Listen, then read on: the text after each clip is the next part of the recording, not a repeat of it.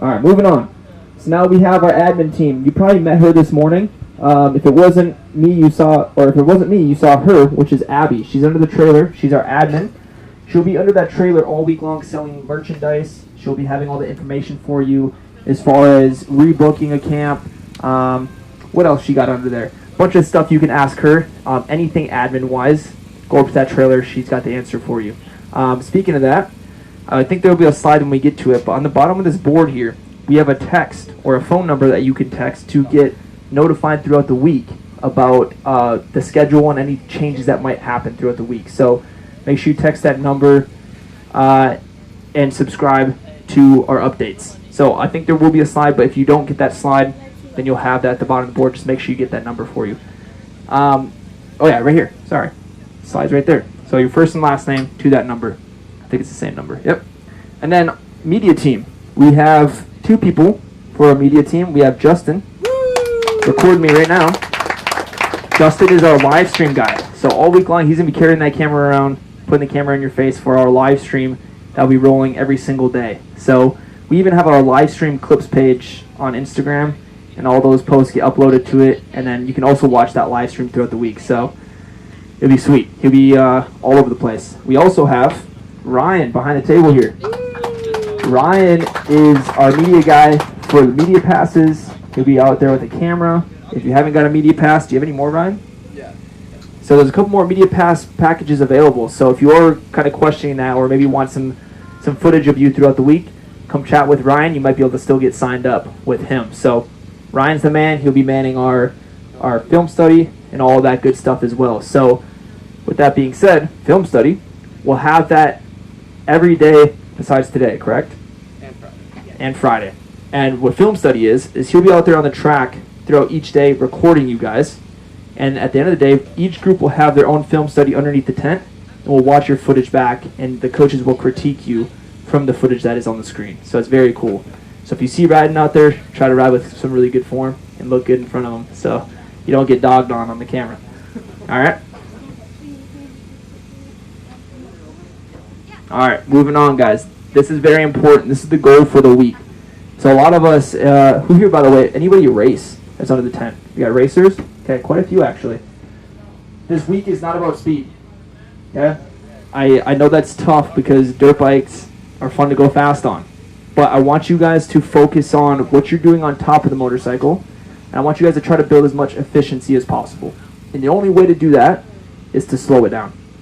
So think about your max perceived effort, which would be 100% out there. Let's knock it down to 30%. So you're just not pushing as hard, but it's going to allow you to grasp all of the information the coaches are talking about. It's going to allow you to learn as much as possible and stay as safe as possible. You want to get through all 5 of these days. It's a lot of riding. If you try to go way too hard the first day, you're going to open the door for tons of mistakes, or you just might wear yourself out. So slow it down, pace yourself, learn as much as you can, because this information will stick with you for the rest of your career. I can't state that enough. Don't think you're going to leave here a billion times faster, but if you can stay consistent with all of the stuff we talk about throughout the week, you will continue to evolve every single year on the dirt bike. No doubt about it. All right, it's about the consistency that comes with that. So that's all that's what's saying on here. Everyone belongs here, all ages, all skill levels. So no matter where you started, no matter where you're at currently, don't feel like you're out of place by any means. So whether you're starting in green group, or even if you're in red group, the fastest rider here, don't feel like you're over anybody. We're all here to learn. Okay? Alright, how this week is structured. Daily themes. Each day we're going to have a goal setting at the beginning of the day, so we can have a process that we're going to follow throughout each day just to stay on task and have some kind of mental reminder that you're going to remind yourself throughout the week to help you improve as best as possible. If you go out there kind of aimlessly ride, it's the same thing I just mentioned. You're not going to absorb as much information, and it's not going to be as productive for you. So those themes are very, very important. We follow our schedule very closely, by the way. So that schedule that you got in your goodie bag, hopefully you got it, that little square paper, that's a schedule that we're going to follow to the minute. All right, so try to stay on task with that. If we ever go past that time frame, it's only a couple minutes, but we stay really true to that schedule as much as possible. So keep that with you. Keep reflecting on that if you're ever confused on what's coming next or what you need to do going forward. Let's see. If you're unsure where to be, check the schedule, of course, and then check the TMA app. Is there anybody in the Moto Academy app currently? Okay. If you're not, we'll have updates being popped in there, so check the app. We'll also have some like gold star challenges throughout the week for the app. And I know I said just gold stars right now. You guys are probably very confused on what that's even all about. We're going to get to that in a second. But the app is very important, so download that, get all that information within there. And then if you're still confused, ask the admin or ask the coaches. We'll have an answer for you guys. Okay, everybody should have got their group color by now. So I think it was explained to you this morning.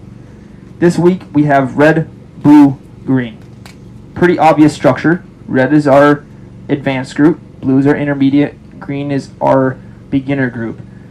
Those groups can be fluctuated throughout the week. So if you start improving throughout the week and you need to get moved up because of your speed's increasing, we can do that. And vice versa. Let's say we go through this practice moto and we're just not comfortable, we're not very happy with how we're feeling on the track. We can also move down a skill level just to keep you in your comfort zone. And I think that's the biggest part about the beginning of this week is stay comfortable so you can quite literally focus on yourself. If you're focusing about everybody else around you, it's hard to really do anything productive on your bike.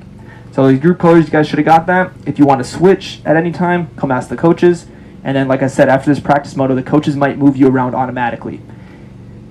Please try to keep the ego out of it. We're not moving you down because we think you're slow. We're moving you down because we think you're going to be more productive in that other group, if that makes sense. Okay? All right, film study. I know I mentioned that earlier, but Ryan will be manning that. The film study will happen after each day going forward here, besides Friday. We'll have all that footage for you guys to watch, and then we'll also have some mindset workshops at the end of the week. So on that schedule, it might say mindset on there. These mindset talks are really important because it's not only dirt bike related, but it's actually stuff that we talk about for the mental side of the sport. We all know the sport is very mental, and if we don't have that side locked in, or at least improving on that side of it, it's very hard to get better on the bike as well. So each day we'll have a different theme for mindset. So please bring up your journals, stay tuned for that, write down some notes, try to absorb that information as well because we'll learn a bunch on the dirt bike, but we'll also learn a bunch for your mindset going forward as well. Cool. So you didn't come here just to get better on the dirt bike, but all of that stuff we just talked about, you'll also improve upon. So it's gonna be good. It's gonna be a good week, guys. All right, gold stars. Each person I think got 5 gold stars to start out this week. Each gold star equals 1 raffle ticket. Okay, so at the end of the week we're gonna have a drawing for a bunch of prizes, and the more gold stars you can accumulate, the more raffle tickets you will get. And the way to accumulate gold stars is being a good student, being a helpful person on the track, or just listening to a coach. The assistant coaches will be handing out gold stars all week, so will the head coaches, and you want to put those gold stars on your helmet so you can keep track of them. Okay? You don't want to not put them on your helmet because you might lose them and then you won't be able to add them up at the end of the week. So make sure you're accumulating all those gold stars. Like I said, there's app challenges throughout the week too, so you can earn more gold stars. And then direct raffle ticket entries are with purchases. I think it's every $10 spent, that is 1 raffle ticket. So we have a bunch of merch under there you can check out and see what we got. You can earn raffle tickets that way as well. So there are tons of ways to earn raffle tickets for the end of the week. And then we got a Friday giveaway with a bunch of cool prizes, and we'll save those prizes until we get there. But they're really, really good and very, very valuable. So don't miss out on that opportunity. All right. Another thing about the app. So if you're in the app, you know about it. I know I've just been talking about the camp updates, but the app is not only for that. It's for learning more once you leave from this camp. There's tons of information on the app that you won't find on social media or YouTube. So very huge benefit there within the app. And then you can also post in your riding footage in the app and get critiqued from the coaches even after you leave camp. So let's say you go home, you still are questioning something that you're doing on the dirt bike, take a video of it, send it in. The coaches will give you feedback. And it's basically a coaching tool in your pocket. So if you don't use it this week, you could definitely utilize it going forward. So the app is very cool. TMA gear. You will see most of the coaches, not all of us, but most of the coaches will be wearing the Moto Academy gear.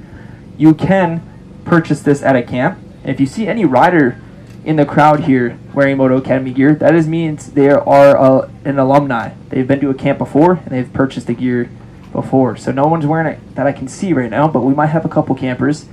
Oh, we got one right there. Sweet. Awesome. So this is very exclusive to these camps. So if you want this gear, you can get it. We got this red, white, and blue gear. Is Ty getting his gear on right now? Yes. I don't see him. But hey, buddy, could you stand up real quick and show him your pants real quick?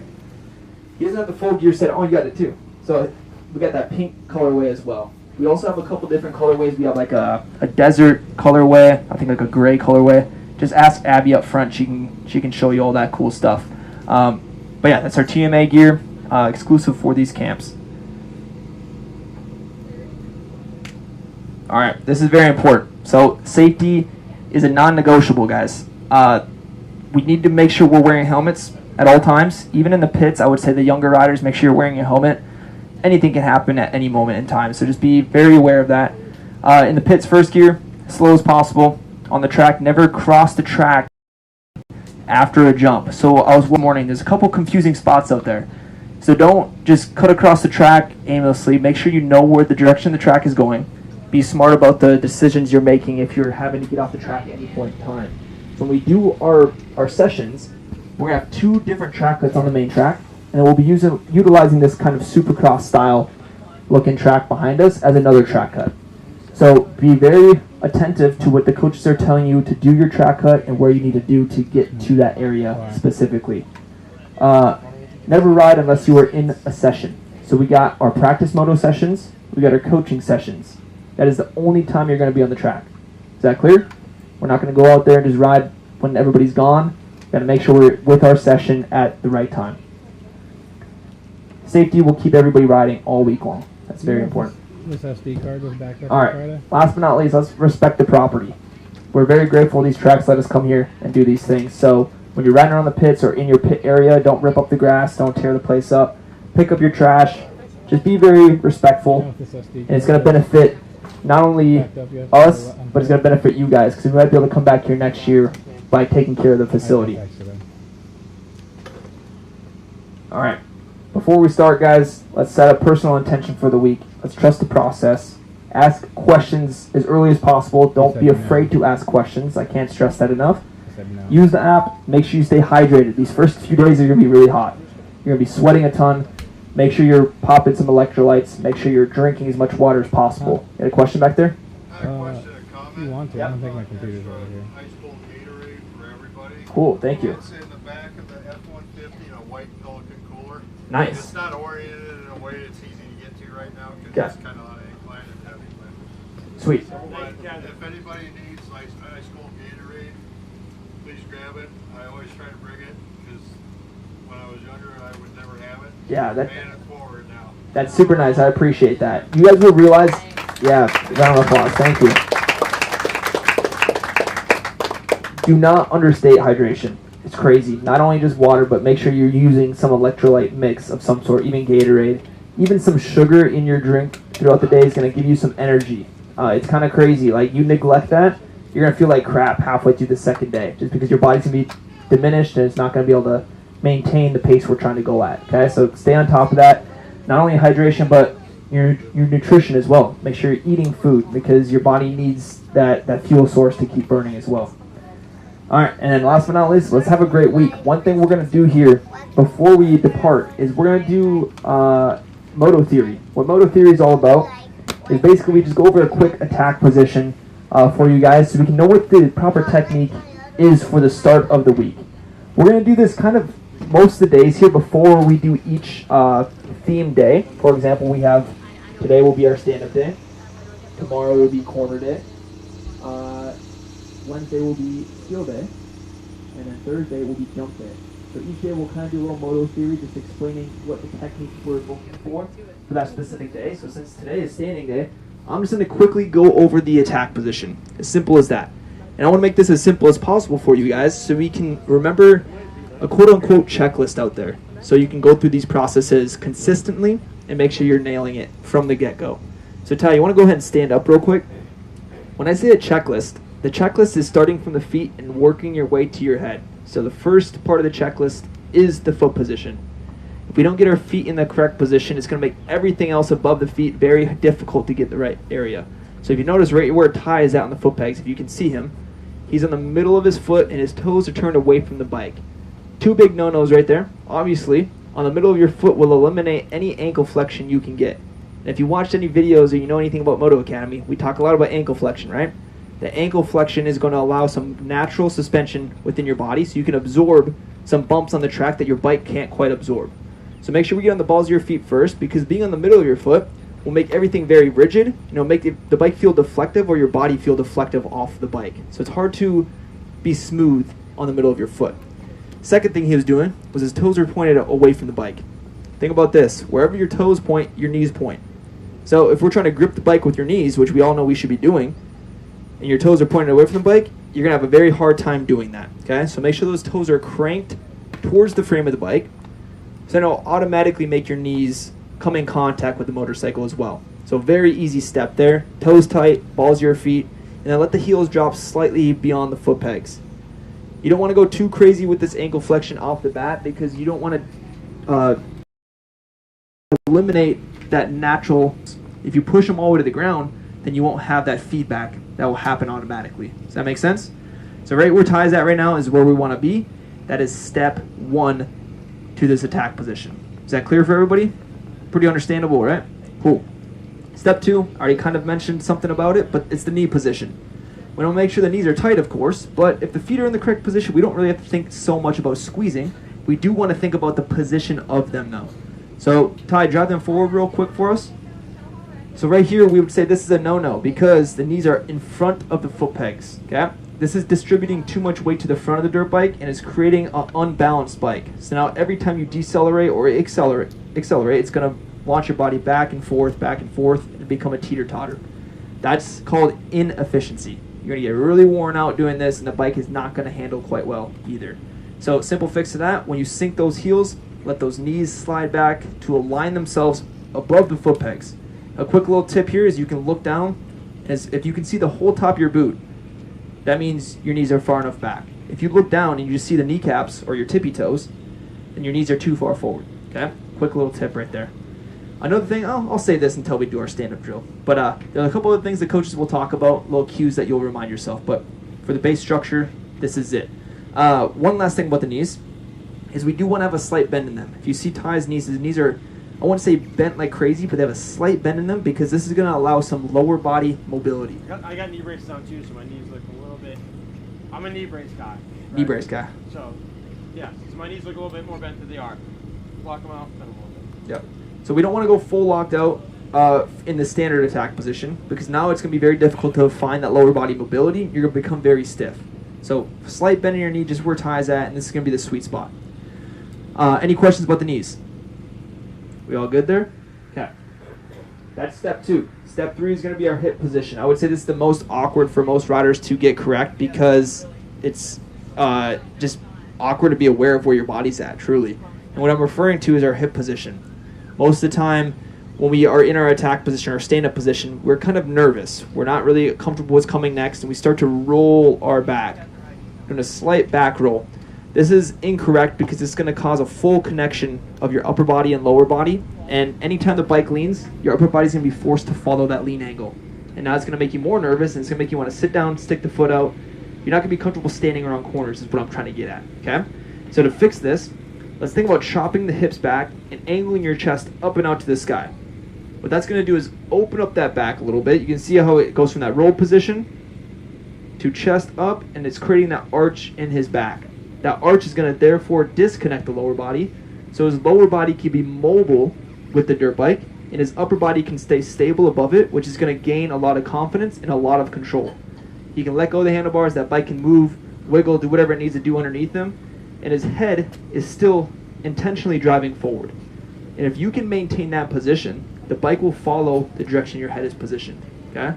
If we get nervous, we roll our back, we push away from the bike, everything, you become a passenger at that point. Okay?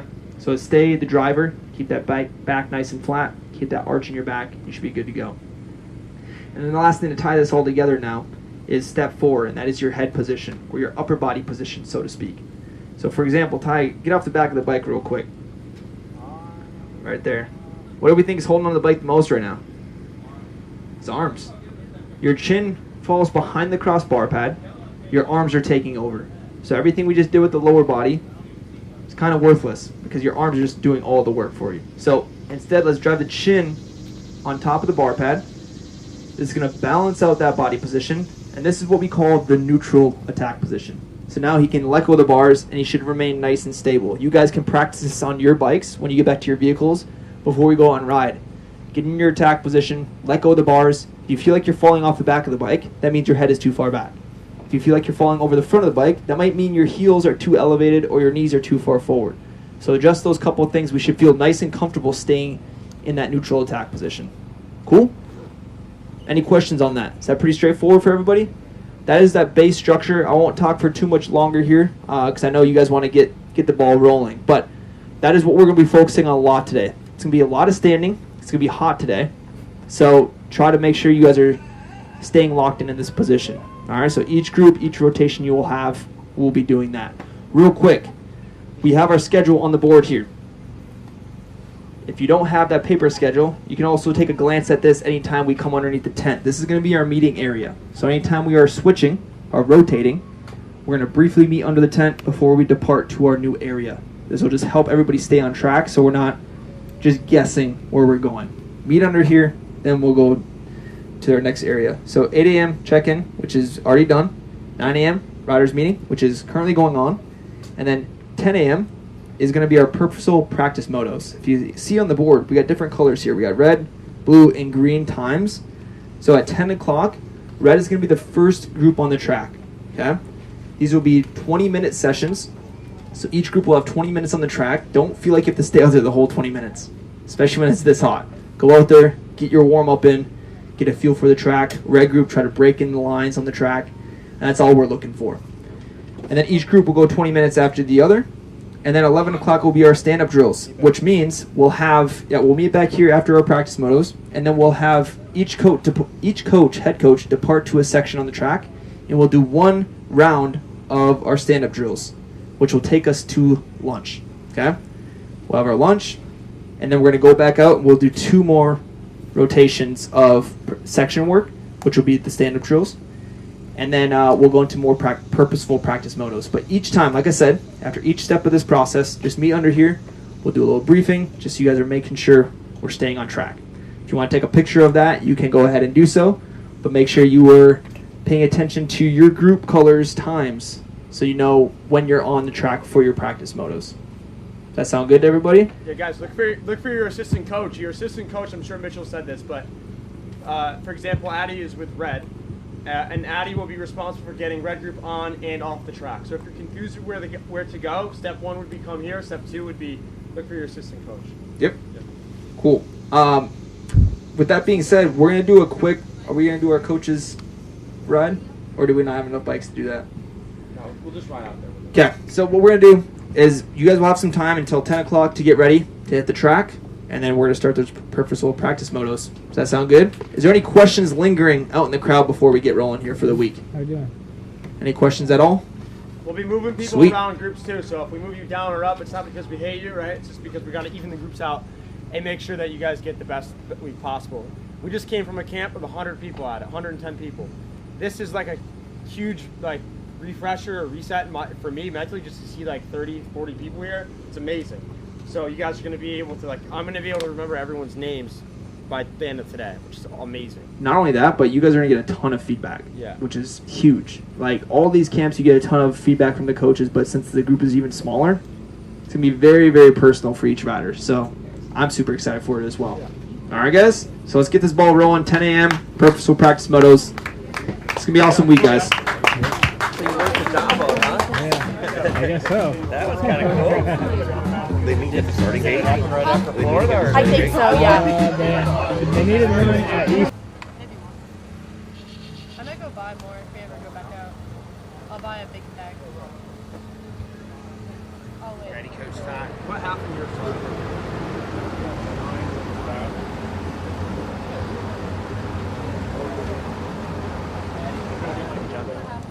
Coach Todd, should I put my gear on?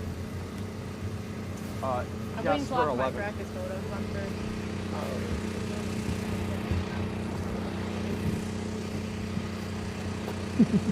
Thank you. 11.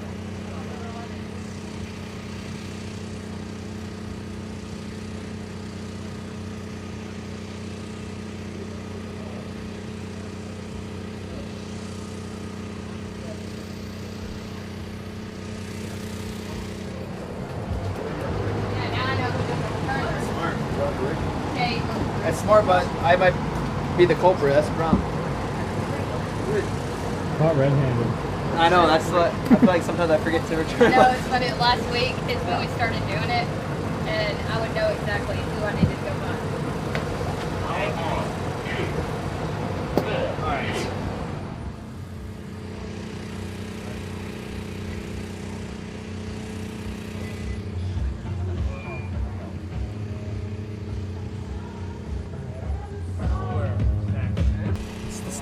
Start of the live stream? Yep. You going? Yeah. What's up, live stream? We are live once again.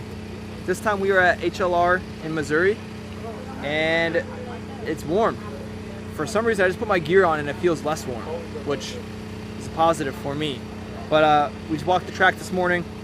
Dirt looked insanely good, so I'm gonna be the first one on the track, and I'm gonna check it out, see if I can work in some lines and get the flow of the track dialed in. Obviously, you're gonna follow along all week. It's gonna be exciting. It's gonna be good. You'll see a lot of interesting content, so stay tuned.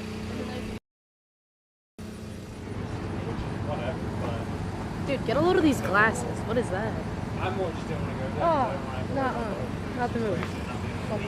Sorry, I'm gonna buy a pair too. Uh-oh. Okay, you ready for a long lead, dude? No. Just finish one. Yeah, dude, you're good. What? Who? You. You got no bikes over there. You got nothing to do.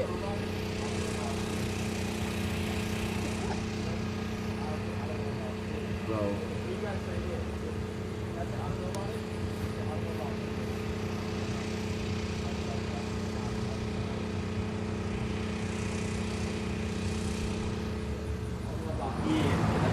Just getting toasty out.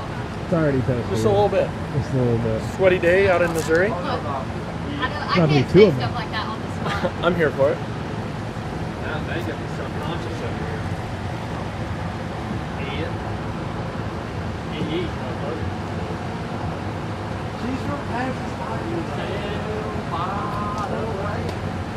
have nothing to say to say anything wrong. You forgot it? What's the time? Well, 52. Oh, dude, help them for some new pants. It's not really equipment good. Talk subject. Oh, they last. Look at the difference between. You know the difference. Oh, I know. The inside. That's for starters. Your knee braces? That's a good guess. I would really be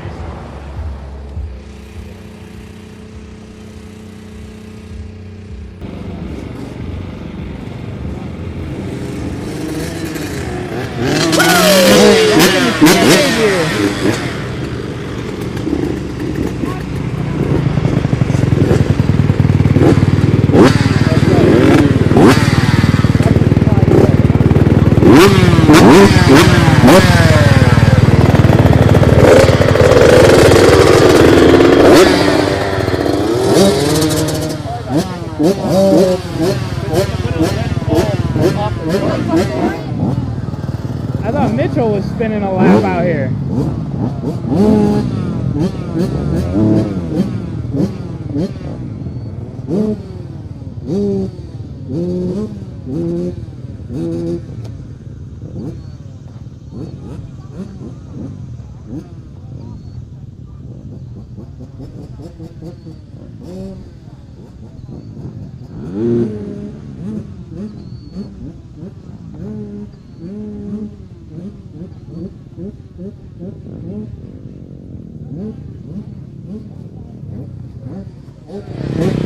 There he goes.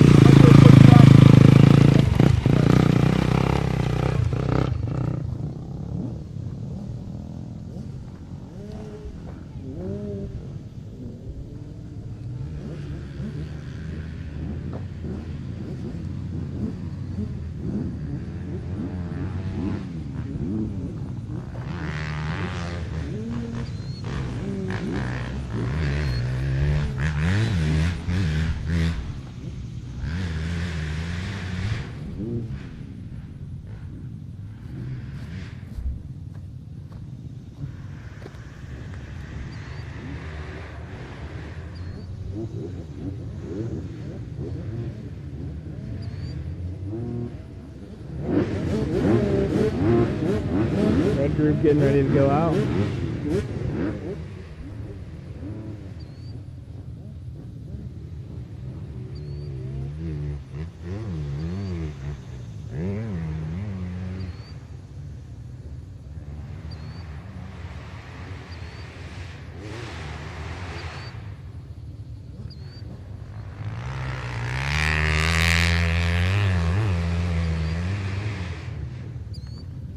Chat, check out this dirt.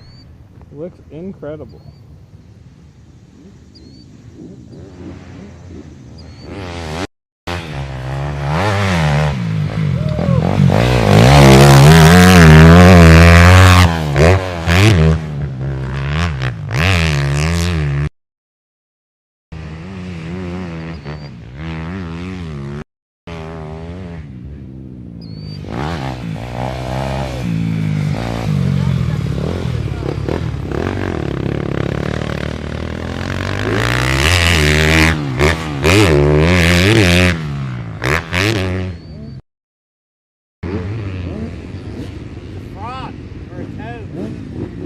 Kiss it.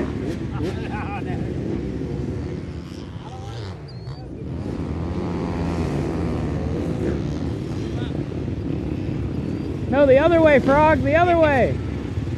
There you go.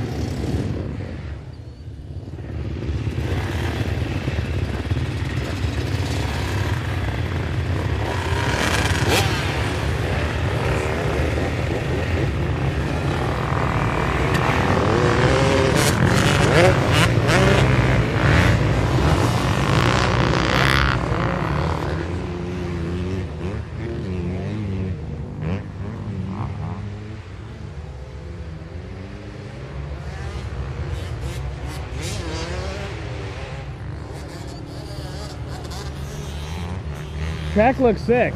Yeah.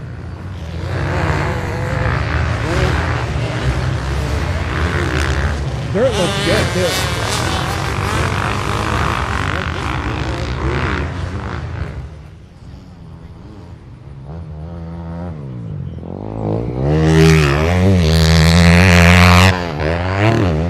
Dude, the hips.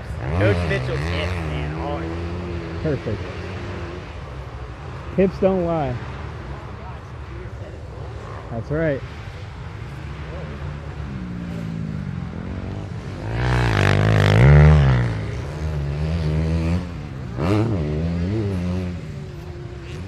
Taking the little guys a little bit to get here.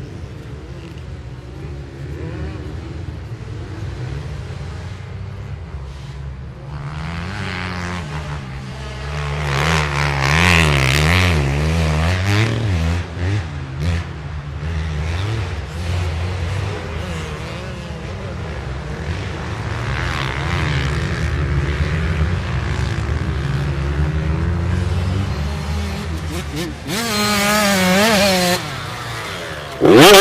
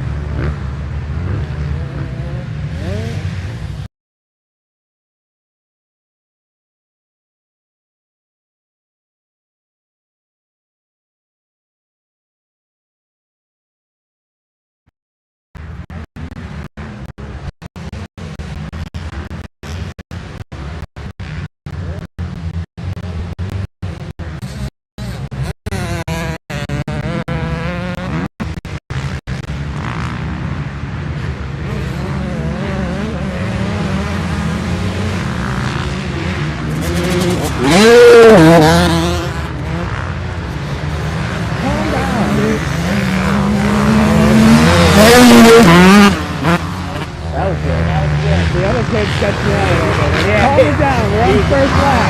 He's in that bounce zone.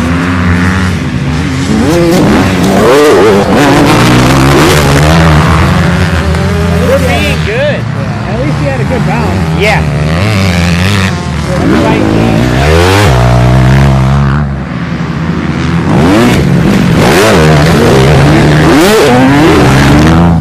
I was like, dude, that guy ripped.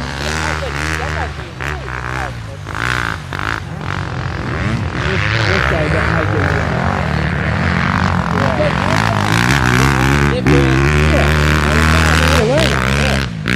I was thinking that when I saw him go around one of the corners earlier. I was like, maybe blue. Dude, Maybe even blue. that's all right.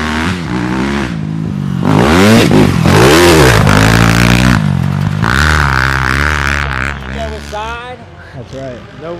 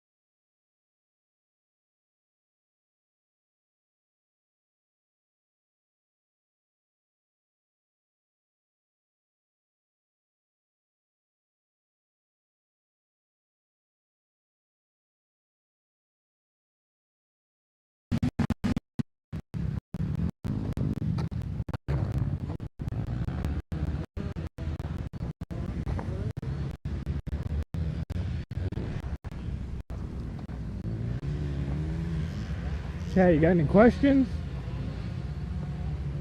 We're here at HLR Motorsports in Missouri, Huntsville, Missouri.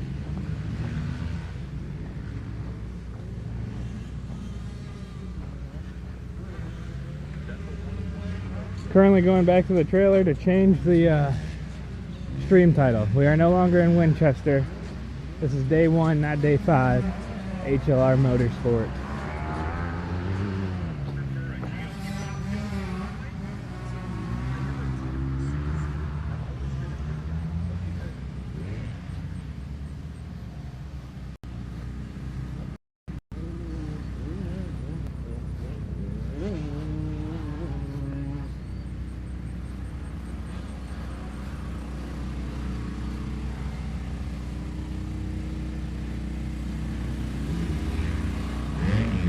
Typical Brad.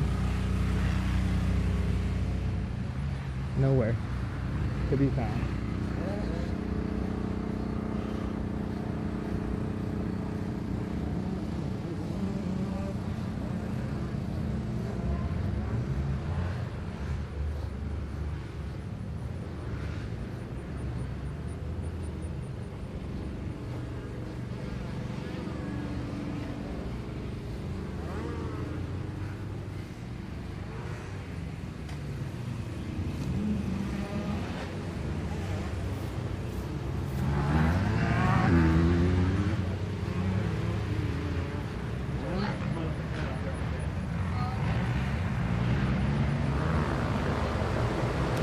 Hard at work, I see.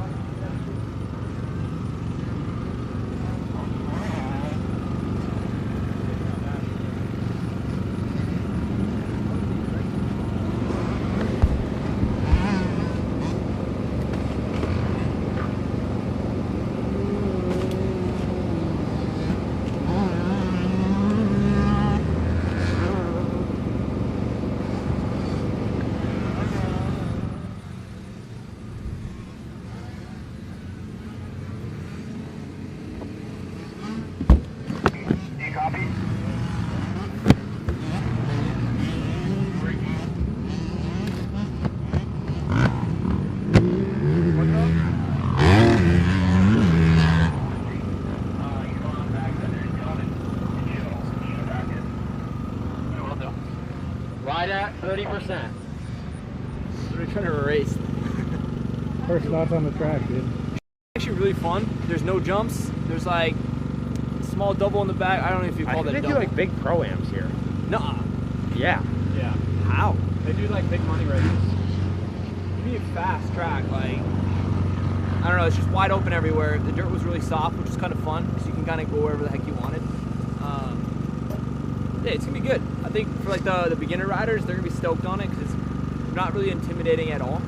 And we'll just get a ton of corner work in, which is going to be good. The track behind us here will be good for jump day. Yeah. We can get technical out there with the Supercross style. Do we have them both? Yeah. Yeah, I mean, this is going to be one of our track cuts. Whoa!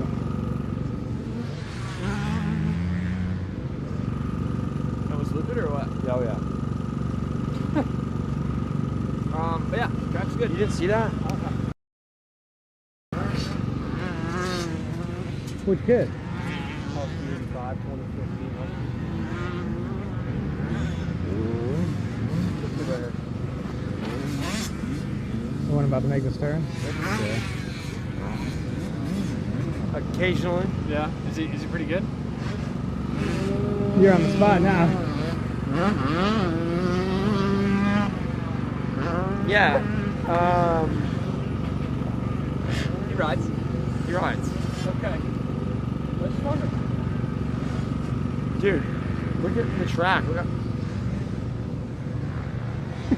the track's awesome. Yeah. This is live, Okay. yeah. How does that Anytime you see me, Okay, so you're live 24/7. That's why All so, right. yeah. Let's get the chat in here. Was someone not live at the Colorado camp?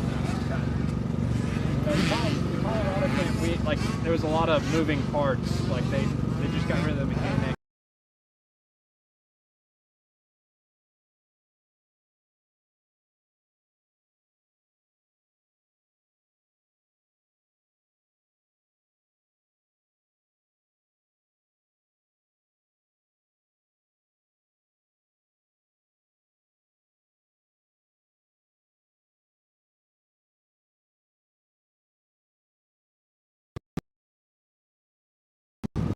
I don't know how accurate that is. No, Matt did blow. He woke up one day and wake up. Went to the I had to hospital. sub in little trick coach. Did he actually go to the hospital? Yeah, I Yeah. took him to the hospital one of the mornings. Wow. I had to get pain meds. Herniated disc? Something like that. What a good excuse, Matt. Yeah. Good excuse to miss. Just didn't want to work. Yeah. Just wants to He's sit at not home and blue. do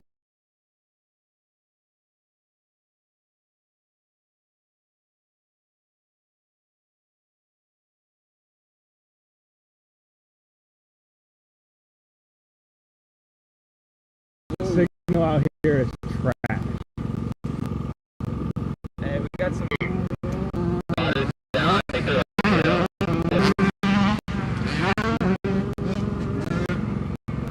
Of course, we're always having fun. How many bikes does Weston have? 2. Getting some laps in this week. Oh yeah. Hey, we gotta rip it up. I wanna see how good you are.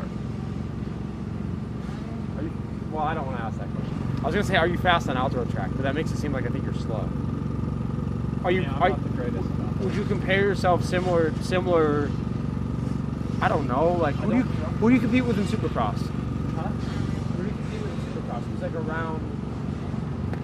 Who's like the guy? Like man, I'm close to this guy. Like Realistically, if I was to train for outdoors and like legit Yeah, do yeah. it, I would be like 15 to 20. And 450. when you race, you're a 250 guy. I've never ran 250 outdoors. You've only done a 450 guy. Yeah. I do 250 Supercross, 450 outdoors. Okay, When I so was doing it, I was like, so let's compare me right now because I just did it. Well, I just tried to qualify for Southwick, and I did okay. Till Luke, I would say. Well, we can actually find this out exactly how much faster he is. I'll give Luke a second on it. So Luke's qualifying. Yes, top 15, top 10. Yeah, in the 450 class, top 10. Could like that, yes. But I don't ride outdoors full time. I ride outdoors to have fun. I don't think I'm not saying I'm faster than him. I'm He doesn't have any. I don't. hoping you would be faster than me on that. Okay, I didn't want to say that, but like You can say that. It's okay. You're not gonna hurt my feelings. It's okay. because I have no results to prove anything. He I does. have no results. You have. what's your best finish in outdoors? Well, not good. But the round I was doing good at, I was like 15th. Yeah, But that was in perfect. like 2019, and then I crashed out. Where was that? Buds. Yeah. No. Well, this is my thing. It's like if someone says, hey, on the Yamaha could go to Red Group. if someone says, hey, I'm a top 15 Supercross guy, or someone says, hey, I'm a top 15 outdoor guy, who do you think's a better rider? Obviously, the Supercross guy. 85? You know. Yeah. So that's kind of what I'm not saying I'm top 15 either, but Get on the 50 degree. Yeah, it's hard for me to say Definitely. who I I would fully battle expect him against to be because faster. the guy that I was racing against in Supercross doesn't race outdoors either. So it's like So like when I got 10th, it was me and KP, and one other guy. I don't even know. But he's not racing either. Huh? I don't know, he was going to come this morning. He did just crash after the tabletop was on track.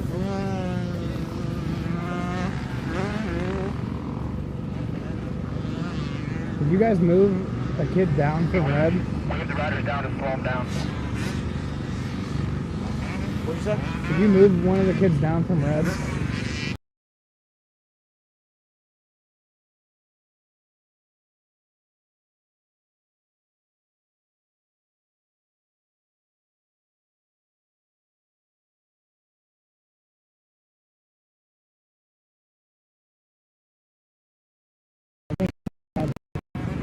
Oh my god.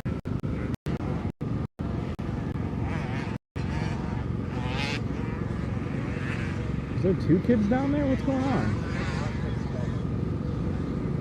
That's also a problem. You can't just be in the middle of the track to help somebody. They just drop their bike and start helping, which is cool. But let's not be on the track. I want to bark. I've been riding, so I don't know.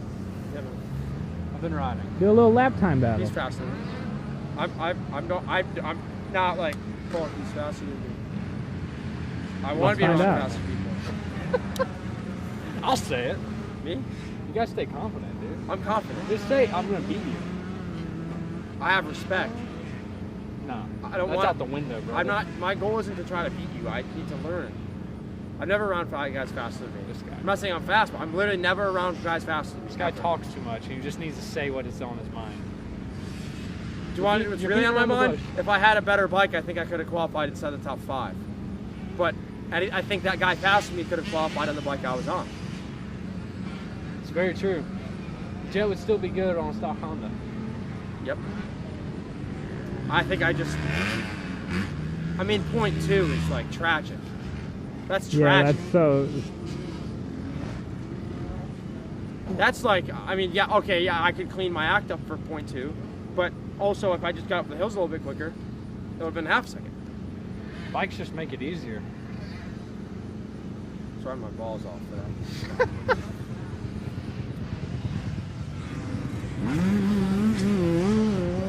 But then I saw that goose behind me and I was like, ah. Yeah. Track didn't slow down, Chad. Got faster. That's the I worst. matched my time. That's the worst. Unfortunately, when it got faster, so did Hunter Yoder. Yeah. Damn you. It's my own fault. I didn't like I should go faster. Yeah, but at least it wasn't, I guess, a random. It was like, okay, Yoder passed me. There's still one guy in a Kawasaki that oh yeah. I'm coming for your neck. We're gonna get Supercross car, I'm coming for your neck. See, that's what we need. That's Yeah, what that's we need the tie we need right there. Yeah, Like I do. Aggressive, dude. He's like, no respect. I was pushing dudes off the track after the dude cleaned me out. It was like, I passed 24 bikes. 24 of them.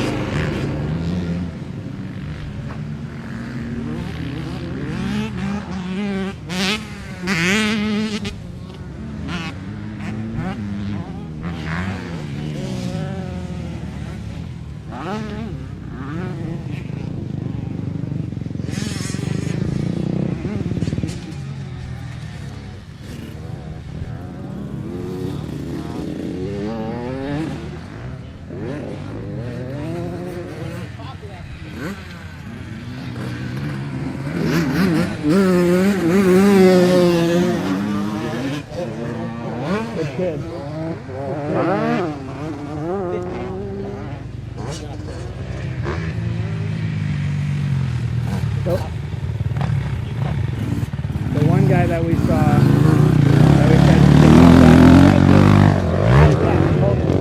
yeah. Yeah, see him right there. That's 15. On the back, yeah, with green. Or in green. But and he blue. just needs a couple little things and he'll be blue, you know. That guy's in a t-shirt.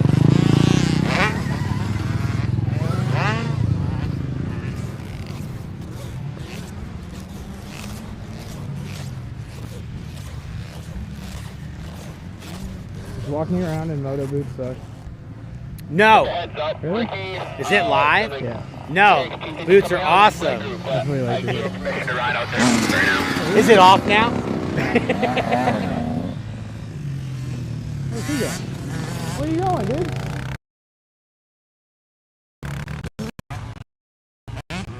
We need it. Yeah. There's some weirdness going on. People don't know where to exit this track. Oh yeah, I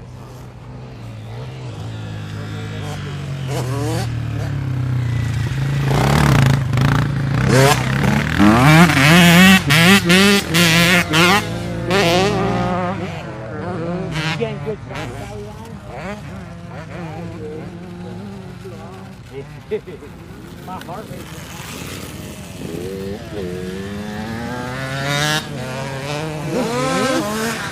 It is good.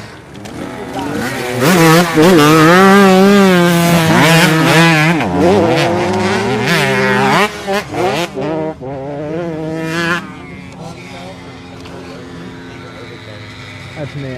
I'm an overseller.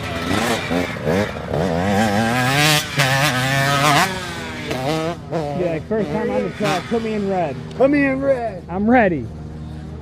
Just safety wire the throttle wide open. I'll figure it out. I'll Ricky throttle it.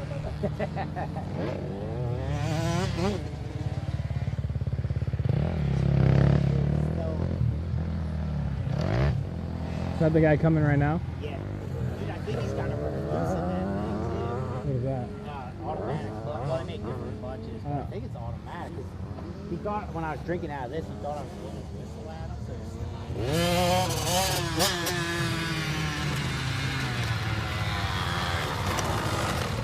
So, looking pretty good. We're going to put you in green group, okay? There's a few little things we need to work on. Is that okay, bud? All right. No big deal, right? Put you in green, fix a couple things. We're all on different parts of our moto journey, all right? How you feeling out there? Has this thing got a recluse? Yeah. The auto clutch? How you liking it? All right, Wes, there you go. Make sure to write your name on that if you get a chance, please. And it just, there's like 2 more minutes in this session, so you gotta do another lap and then pull off. Hey, you're doing great. Keep up the good work. We'll get you down in green, fix a couple things, and you'll be good to go. Just make sure to write your name on that one when you get a chance.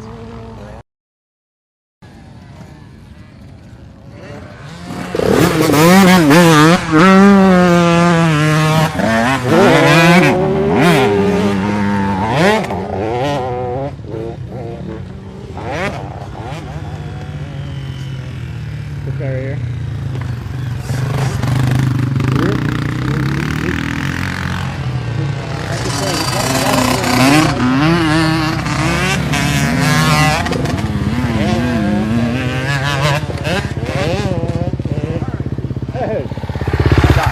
I bet you are, man. There is a lot up. Oh my gosh. Well, the ruts. Oh, yeah. I'm not Sick good at looking run gear ruts. though. What? Sick looking gear though. Oh, well, yeah. because I Sweet steal my stuff, man. son's stuff. Well, the jersey's mine, Yeah. but the He's got bike's the his. that's the Air Max. Or the Air. Yeah. I can't wear. I got a big bruise right here. I can't wear it underneath my shirt because it rubs on my shirt too much.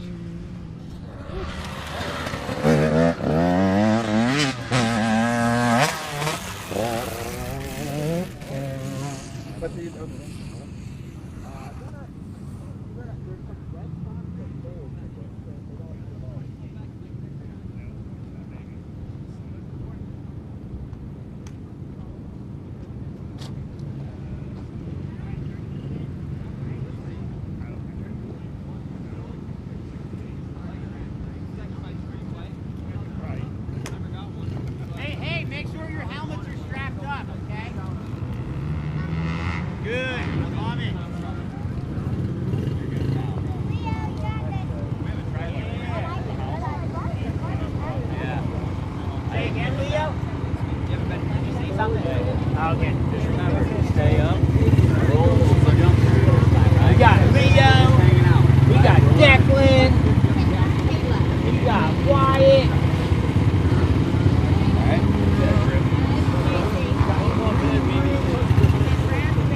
Absolutely.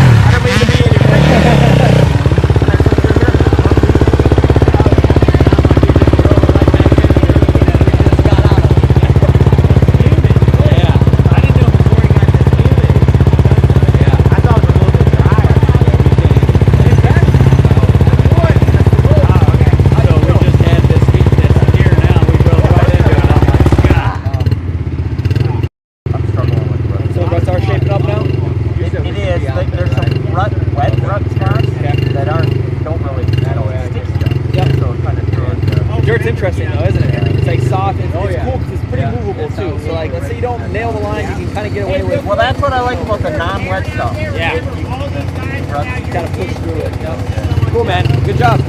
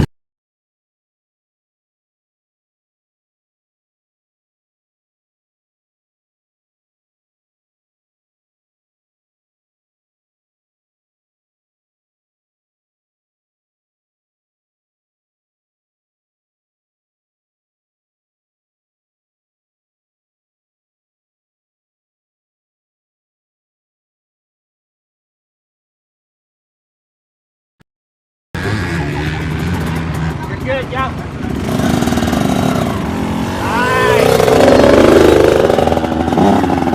No gloves is a crazy strategy. Bold strategy. Yeah, very bold.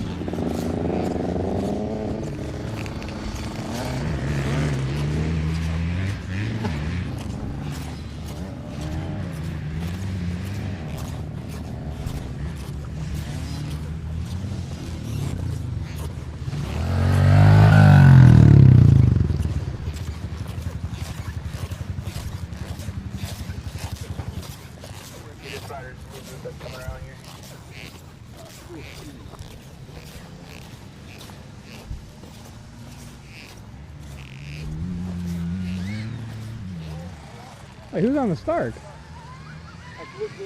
Oh, okay. I'm stuck in 10 horsepower. Oh, really? Yeah, my phone won't connect. That's a bummer.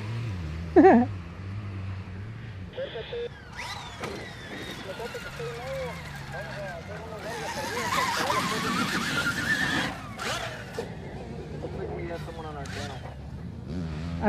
That's what I was like, wait. We don't have the Frenchie here. We don't have the Frenchie here. He's the only one that can speak Spanish.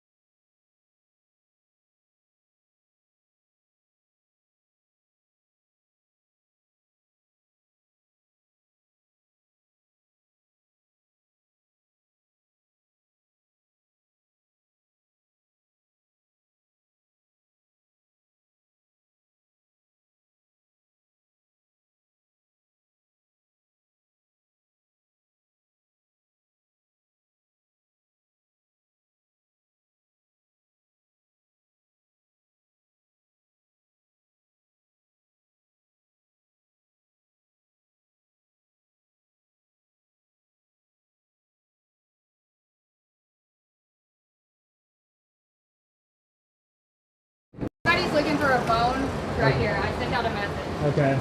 Did a Tilly check in? What? Did a girl named Tilly check in? I didn't see. I'm not quite sure what her last name is.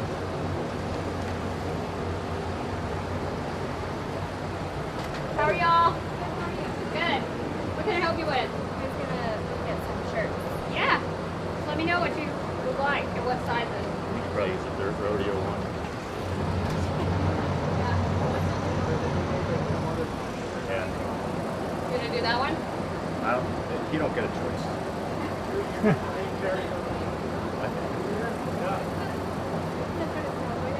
Yeah.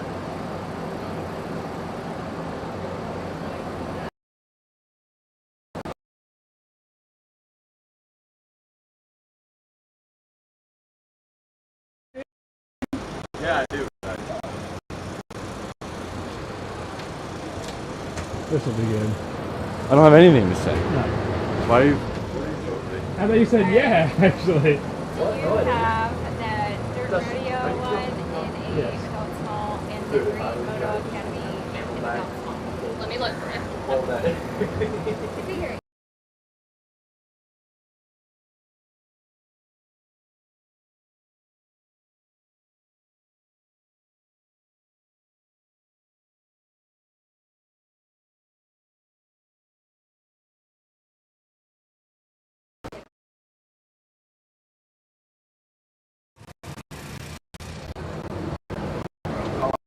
Okay.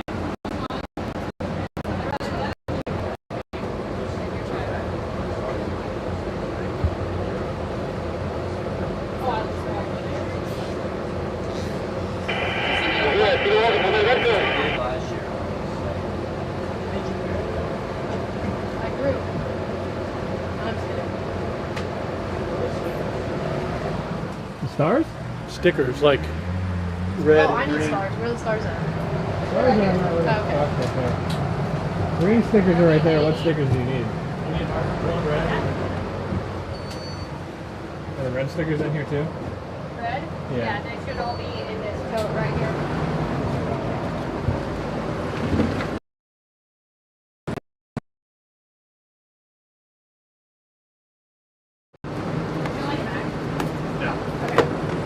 Let me get your tickets for you.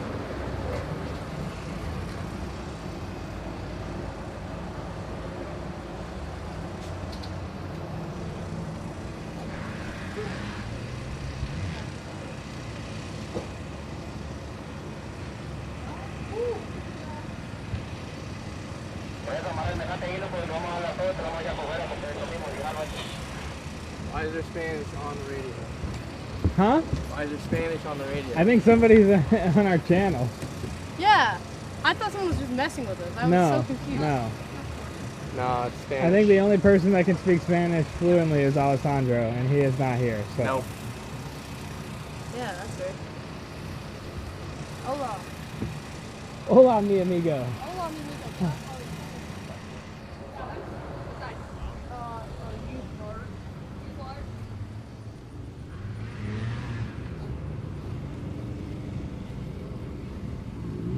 It's hot out here.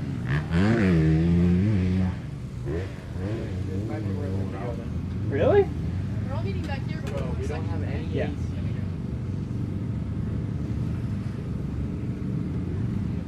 It's about the same for me because I was barely in the pavilion. You got to hang out in there doing your media stuff. So Not that much. Not that much, but I mean, it's better than none. I only went in there over for like lunch.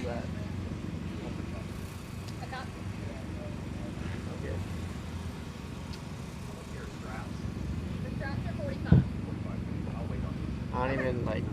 That's a deer.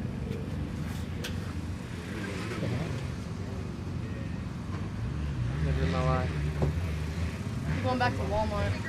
Why? I want to buy one of those like giant like pool things. I don't know. Pool Slip and slide. things? Oh. It's like right when you're between your motos, just like down the slip and slide and back on the track. There's a pond over there you can just go No, jump no, in. no. Why? I'm scared of snakes, frogs, anything that moves in the water. It didn't look very clean either. But better. You have to stay on your shots. Yeah, it's past. There might be turtles in there. Actually, it's in between the red truck and the white. Little snappies. Oh, the Gatorade. Yeah, you're the best camper here. Yeah, we love you for that. Probably the most out of shape camper here. Hey, can you grab 2? Thank you. Everybody feels out of shape and seat. Are you from around here? I live in St. Louis. I still, even though I've lived in the Midwest my entire life, I still don't. This is bad. This is hot. The humidity is. Yeah, I came here. I was like, it's not hot, it's humid. Like, it was weird. I got Where you come from? Rhode Island. Rhode Island. So you get the temperate ocean cooling. Oh, yeah. Near the beach. St. Louis is, we're kind of landlocked, so we don't get ocean air pulling us. Oh, yeah, no way. But we're Where are you from? Rhode Island. Where are you from? Michigan. Oh, yeah, we're doing one of those. I got a dog in Michigan. A dog? Yeah, I got a baby Doberman. He's at the house right now, tearing apart our couch or something. What does it look like? We need to see it. What part of Michigan? Southeast corner. I'm basically Toledo, Ohio, but I live in Michigan. Okay.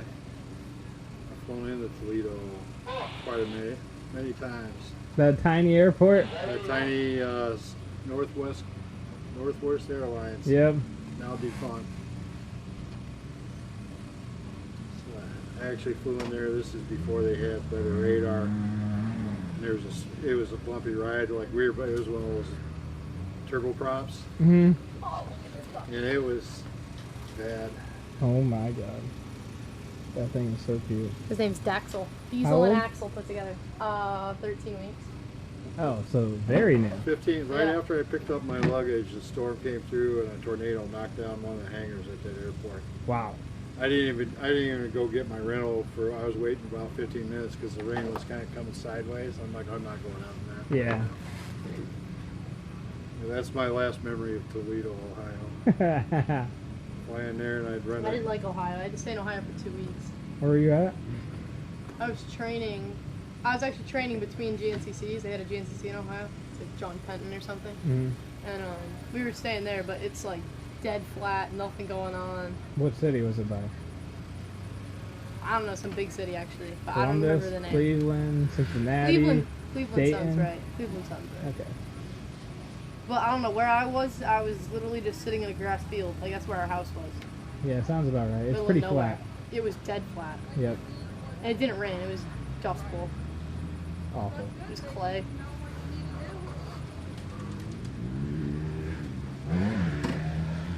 One of my first engineering projects with a company I'd started working for was in Fremont, Ohio. So I'd fly in. Are you in red? Yeah? Yeah, you look good out there. Me? Yeah.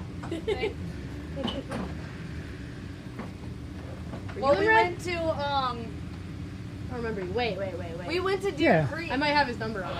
I think it was 325 or something? He wrecked You wrecked? the first day. My brother wrecked the first day at one of these camps. Broke his finger. He literally just fell over. Oh no!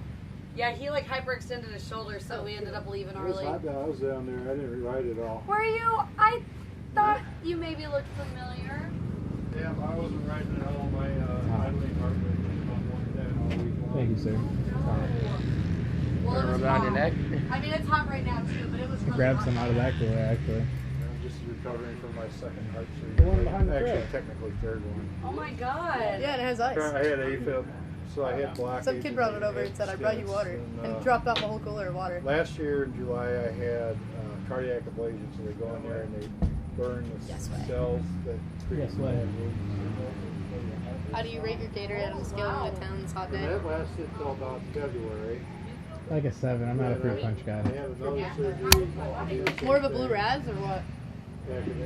Huh? Blue raz? Lemon lime. Oh, no. Redid my medicine. What? Like, the medicine I'm on, they have to keep it. Blue raz is also good.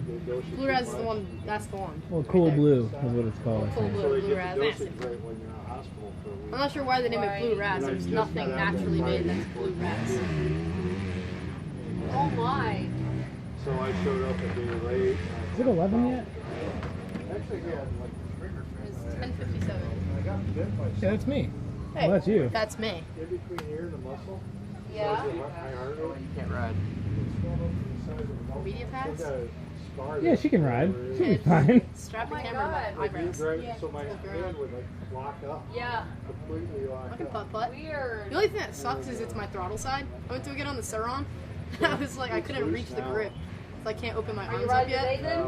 Yeah, I'm not going out in the trail. I want to drive because I had a whole bunch of changes. I posted a video last week of like just clips from like riding at 23. That was like a couple weeks ago before I broke my collarbone. Oh my god, you're back riding again. That's insane. Like 1 week with the collarbone. Bike is what it is.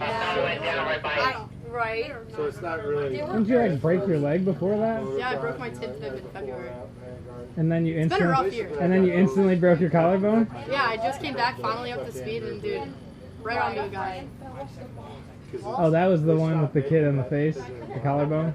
Yeah, the dude didn't know how to get off the track, so he's sitting on the landing ramp. How'd you break your leg, your tib pid? I was in rollers at a IST qualifier, and my bike spot from a rock on the lip.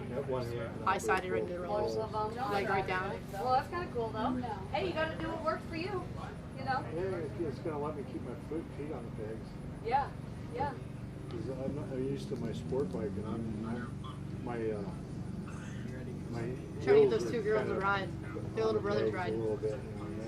They ride at home, but they don't. They were too nervous to do the class. So riding with your Told me toes to get out here. away from the controls is boring. Gosh. Oh, this is different. Gatorade stood no chance. Nope. I thought we were supposed to be here at 11.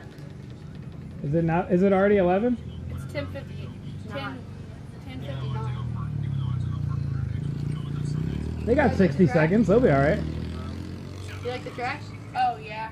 You guys been here before or no? Hey, I don't want to. It's deep. They told it deep. Oh yeah, I was walking and my shoes were sinking. I was like, I'm on. Yeah.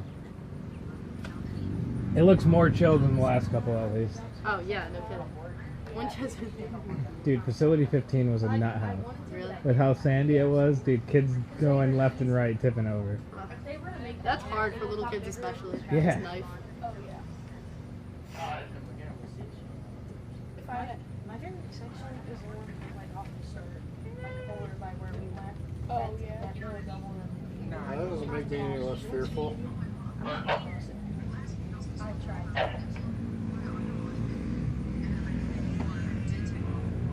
This is here? First listening. Oh, right.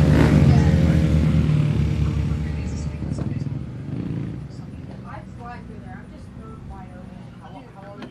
I literally. I can scrub the heck out of my hay bike. This is just one of them. I like almost scrape my foot peg. You can toss it. Where's this at? Waterloo. It's like a super grass track. You can toss it. Were you Are you 311? Yeah. Keep your feet on the pegs. Remember who you were. I meant to yell at you.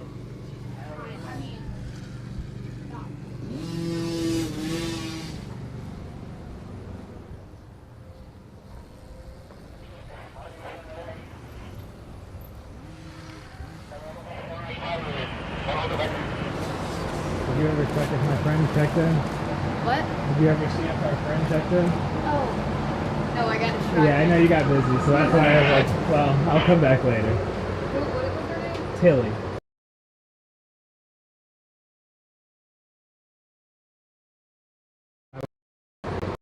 Useful. And her parents said that she'd be here this week.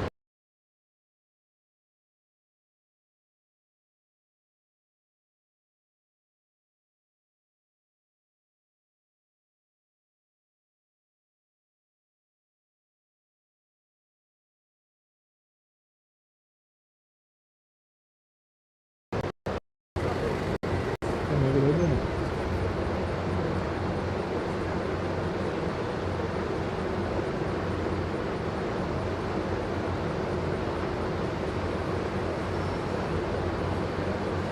Molly would be the mom's name. Or Ryan as the dad.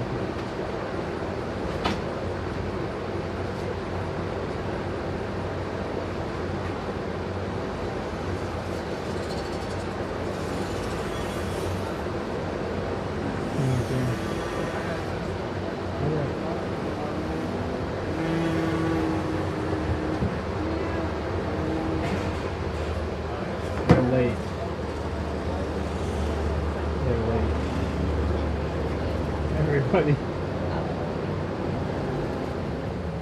So much to following the schedule to the minute. Yeah, a little more lax. Ty, did you decide where you're going? Sit down. Go on track with Ginger.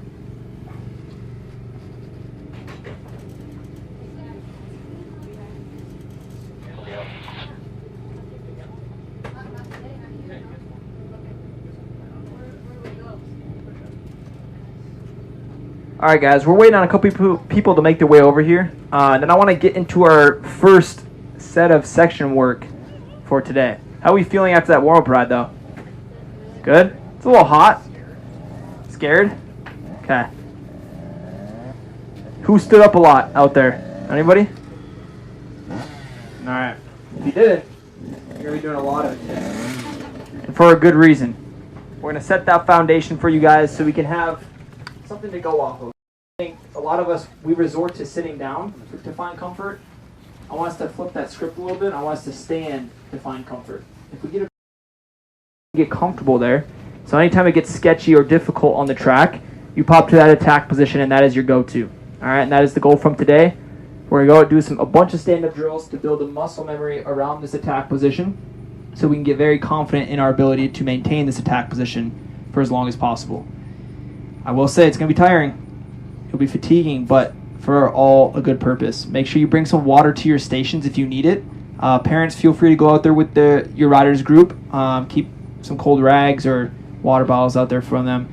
And then if you guys need to take breaks at any point in the day, feel free to just hop out of your group, come back, take a pit stop, fuel up your bikes, get a drink of water, whatever you need to do. This first round will be from 11 to noon. Okay, so by the time we get out there, it'll be probably like 45 minutes of time of coaching for our first set. We'll come back, do our lunch break, and then we'll go back out from 1 to 2. 12:55, meet at the tent, and then we'll go out from 1 to 2:30 for our other sets of section work. Does that sound good to everybody? Real quick, rundown of where each group is going. First group, green group, you're going to meet Coach Ty on the track up top here. So like the Supercross style track up top, you guys are going to start there.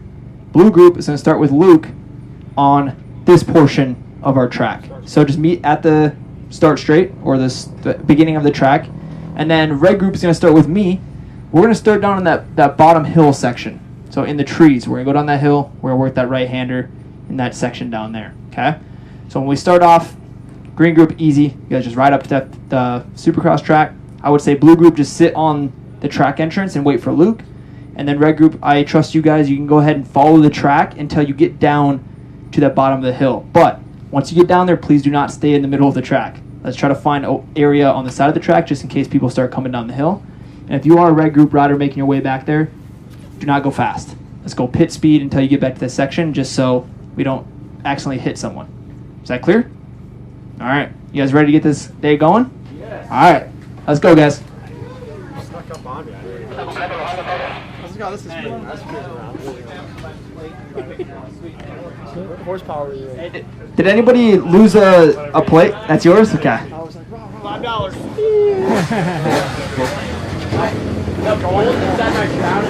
Hop on the ride machines and see what's up. Track's hey, go get your stuff. We're on the left side. Okay, where do they meet? I just told them to be at the track entrance for you. Okay. You can kind of go wherever you want up top here. That's fine. Guys, we might have to switch channels. There's like a Mexican talking. I think we're on someone else's. Hello? What's up? Ándale.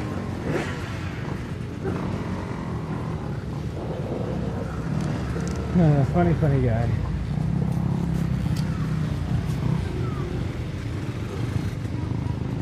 Guess I could sip some water.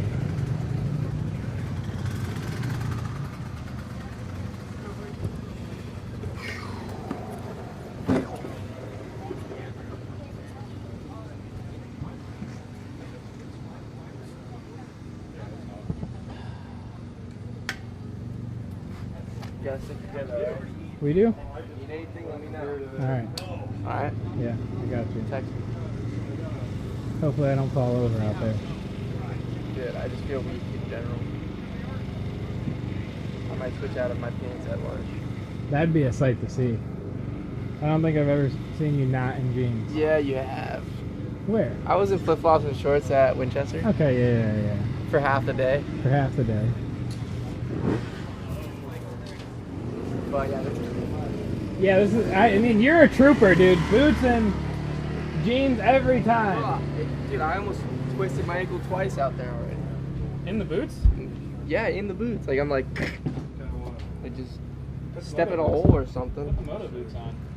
That's even heavier. Oh yeah. Be a little bit more touchy.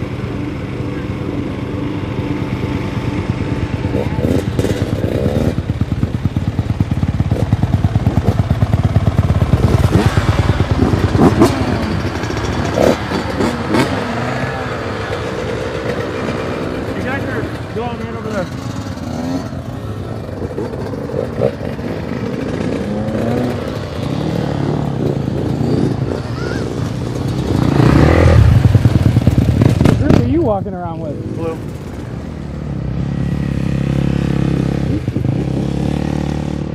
Make sure to show them your signature Ricky throttle. Can I go out there and do that?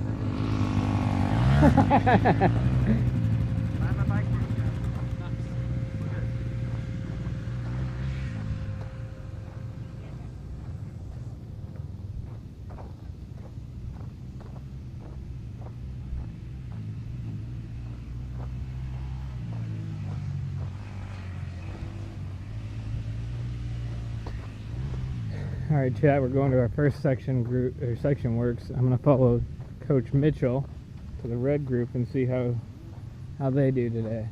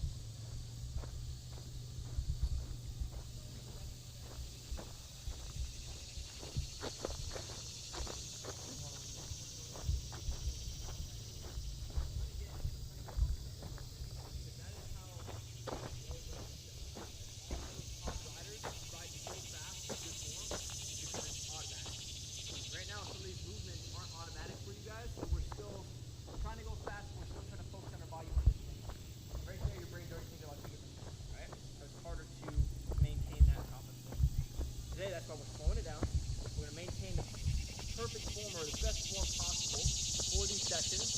So then by the end of the week, hopefully it's just more of an automatic response. All right, and not only that, I want this attack position to be your resort. Like for example, let's say we came down this hill and it was really muddy and really deep ruts. A lot of us would probably sit right away. I can only imagine. And I actually saw it earlier this morning in that first corner. We came down that little flyway jump, we sat instantly. I don't know why, but that's just our comfort zone right now. So instead, we need to make sure we're very comfortable keeping the head forward and maintaining that neutral position so the bike can do the work for you. If you fight against the bike, push away from the bike, you're gonna have a lot harder time executing a section. This section's kind of cool too, because it's just a nice subtle corner. There's not really any ruts down here yet, and I don't know if it's gonna form at all, but it kind of goes back uphill as we're coming out of the corner. So, it must be a parent or something. It's not one of our bikes. That sounds like a pit bike. I think it was a three-wheeler. Yeah. Oh, yeah. So it must be a parent. Okay, so what I'm getting to, guys, is what do you think we're going to do as we come out of this corner? What's one thing we have to compensate for? 427, you got something? Compensate. I did until you said compensate. Yeah. So what happens when we go up a hill? What happens? I was going to say drag your front brake. Then lean forward. Lean forward. Okay. So anytime you're in that attack position, we just talked about the neutral attack position. That's where you're going to get for 80% of the time, right? But when you go to accelerate, there's a force pulling off the back of the bike. So we have to adjust for that force and lead with the head to keep the center of mass as neutral as possible. If you let your body shift back under that force, then you're going to put too much weight to the rear of the bike and the front's going to want to come up on you, or the bike's going to go into that wall because it's not going to stay steering to the right side of the track. Okay? So the only way to keep that front tire biting and to keep the front tire down, lead with the head as you're going up any hill or as you're accelerating. And it has to be timed appropriately. Let's say we're halfway up the hill and then you try to lead with the head, you're going to be pulling with all arms at that point. So at the halfway mark, kind of right where that guy in the blue shirt is, we're going to be starting to roll the throttle on, maybe earlier than that even. We want to already start finding that acceleration position. And I will say, this corner down here isn't a typical corner I would stand all the way through. Like for example, I was coming out standing until probably right where this KTM is, and then I would sit all the way up the hill. That's standard. But for now, we're standing up. So we had no choice but to practice standing all the way through. Does that make sense? So here's the thing with motocross, and I'll kind of touch on this a lot. I know the Moto Academy is really strong with like staying true to this identity of just like perfect technique all the time. I want you guys to know there is adaptations to the sport. It is how it is. But this structure is so important to learn so you can make those adaptations on your own. If you try to change stuff too soon, you're making the wrong decision. You're going to change the wrong things. Does that make sense? You watch these top pros and they're not all perfect form. They can still go extremely fast, but they've ridden that way for many, many years. We're starting at a pretty basic level, and we need to kind of climb ourselves up that ladder, and we're building our own ladder right now. So start with the solid base. That's all I'm asking. All right? Track cut. I need to explain this real quick. Actually, don't even know. Yeah, I do. Okay. Mind if I steal someone's bike real quick? Yeah, I'll just grab yours real fast. I'm going to have the group follow me. And then once I give your bike back, you'll just follow the group to kind of catch back up. For our track cut, guys, whenever we're doing the loop around or the off-track zone, that is where I want you guys to create space between each other. So I'm pretty sure the track cut at this section is going to be, we're going to U-turn right down this hill. So we're going to come out of that back section. Before you keep going straight that way, we're going to do this little track cut here and then hop down the hill. Does that make sense? Mm-hmm. So if we're up there and we're about to make that right-hand turn, you're right on someone's rear tire, give them some space. Cool? All right, so only focus for now is just find your neutral attack position and show me what that looks like.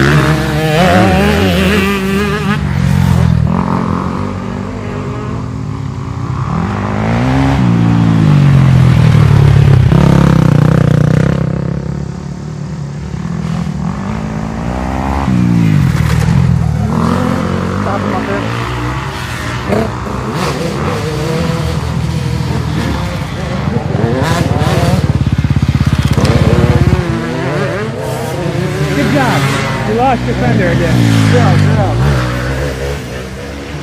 All right, looking pretty good. How do you feel? Yeah, my fender keeps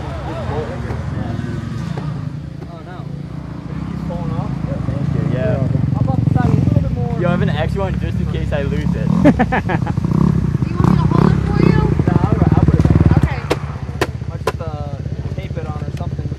Yeah. How do you feel so far? Not too bad.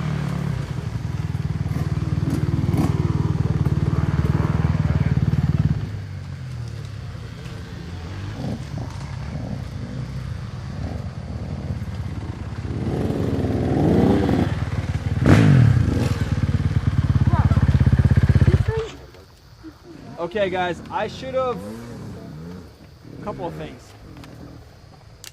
First things first, and I should have explained this before I sent you guys out. When I pull you guys off with this signal, pass through here one more time, and on that next loop through, then you come down here slowly and safely.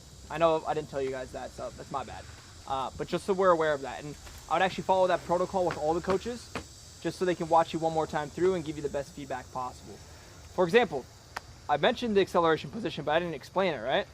Because I wanted to see how you guys would operate, and it kind of worked out perfectly. So a couple of us, 427, when you went to lead with the head, you let the knees follow. So we end up going in a calf raise, knees forward, and we're forward with the head.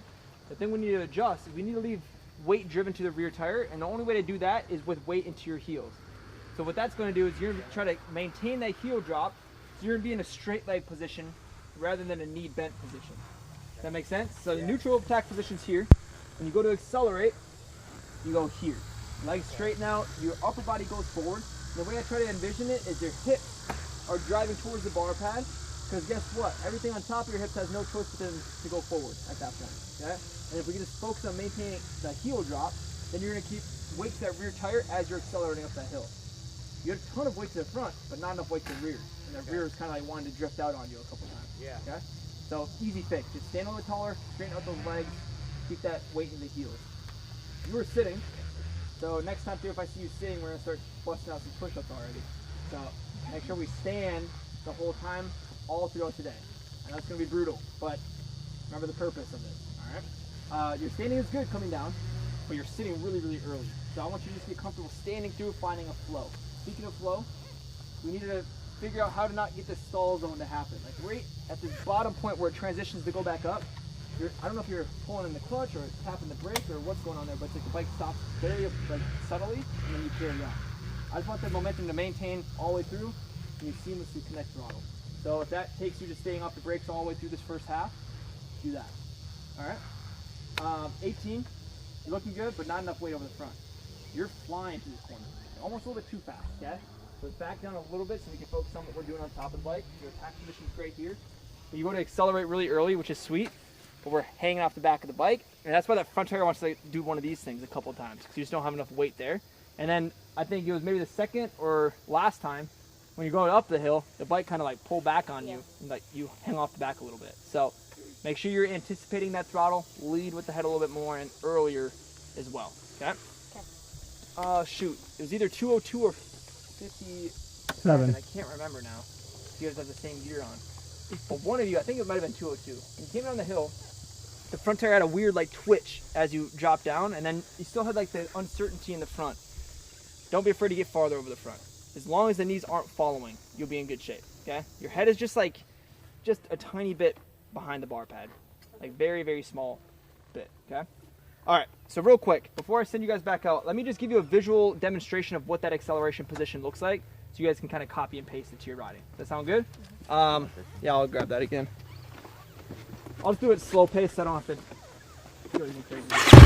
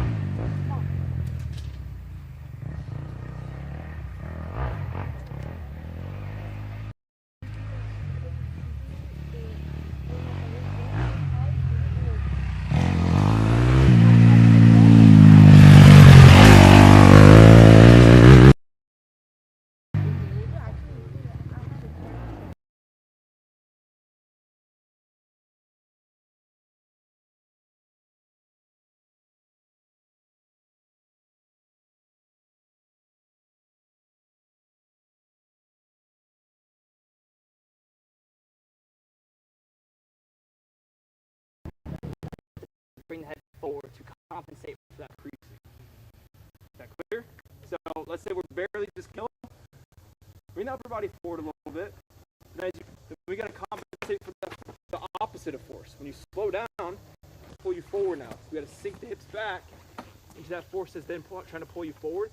And it's a back and forth game. You just got to understand what you're applying to the bike and what the bike is applying to you, and that's how you make that adjustment. Cool? Yeah. So as you come down, don't be afraid to get even deeper in that attack position as you're slowing down a little bit. And when you transition on the gas, find that nice smooth transition into leading with the head. Okay? I'm going to keep you guys out there a little bit longer, so just stick with it. All right, you guys got this.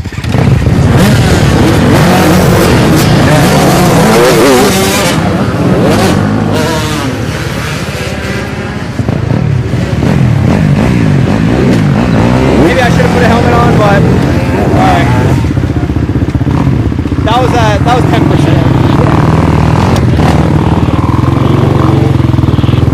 Yeah, we'll have to switch channels.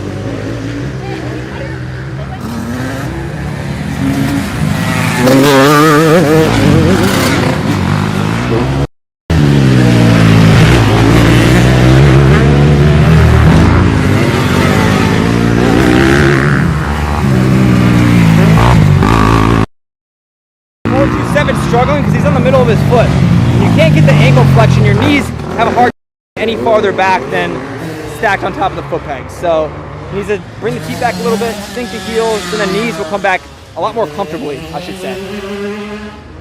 That was bad. Where's Dad for number 18? Does he do any racing right now?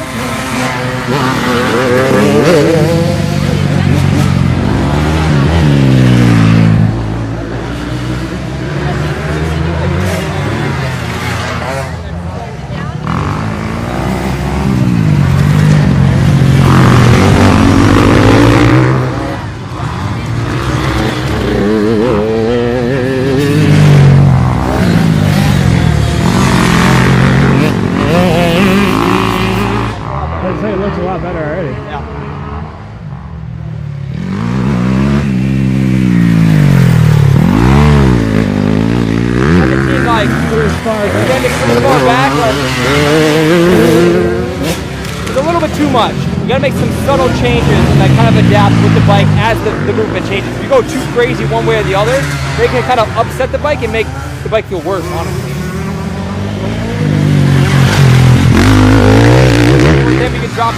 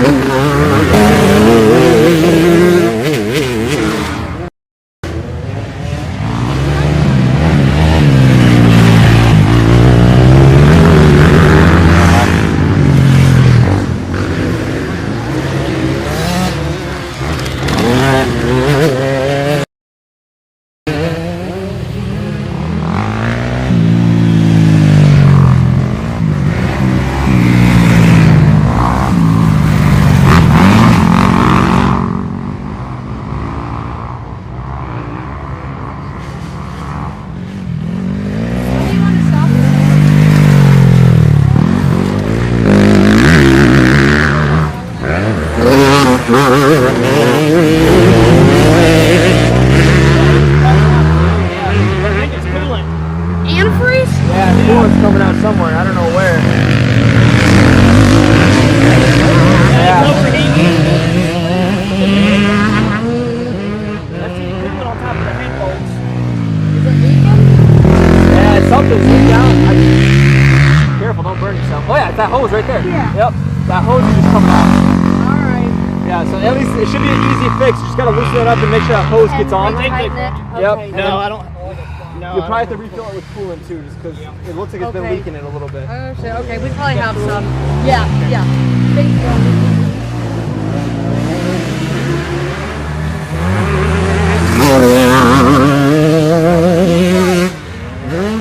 Yeah, I'm glad we caught it though, because your bike runs out of coolant. Yeah, thank you.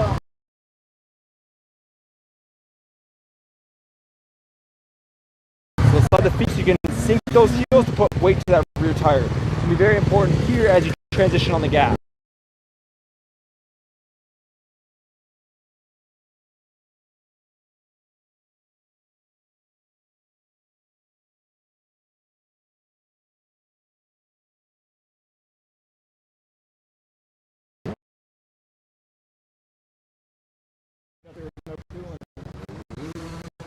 Bike feels beautiful down here.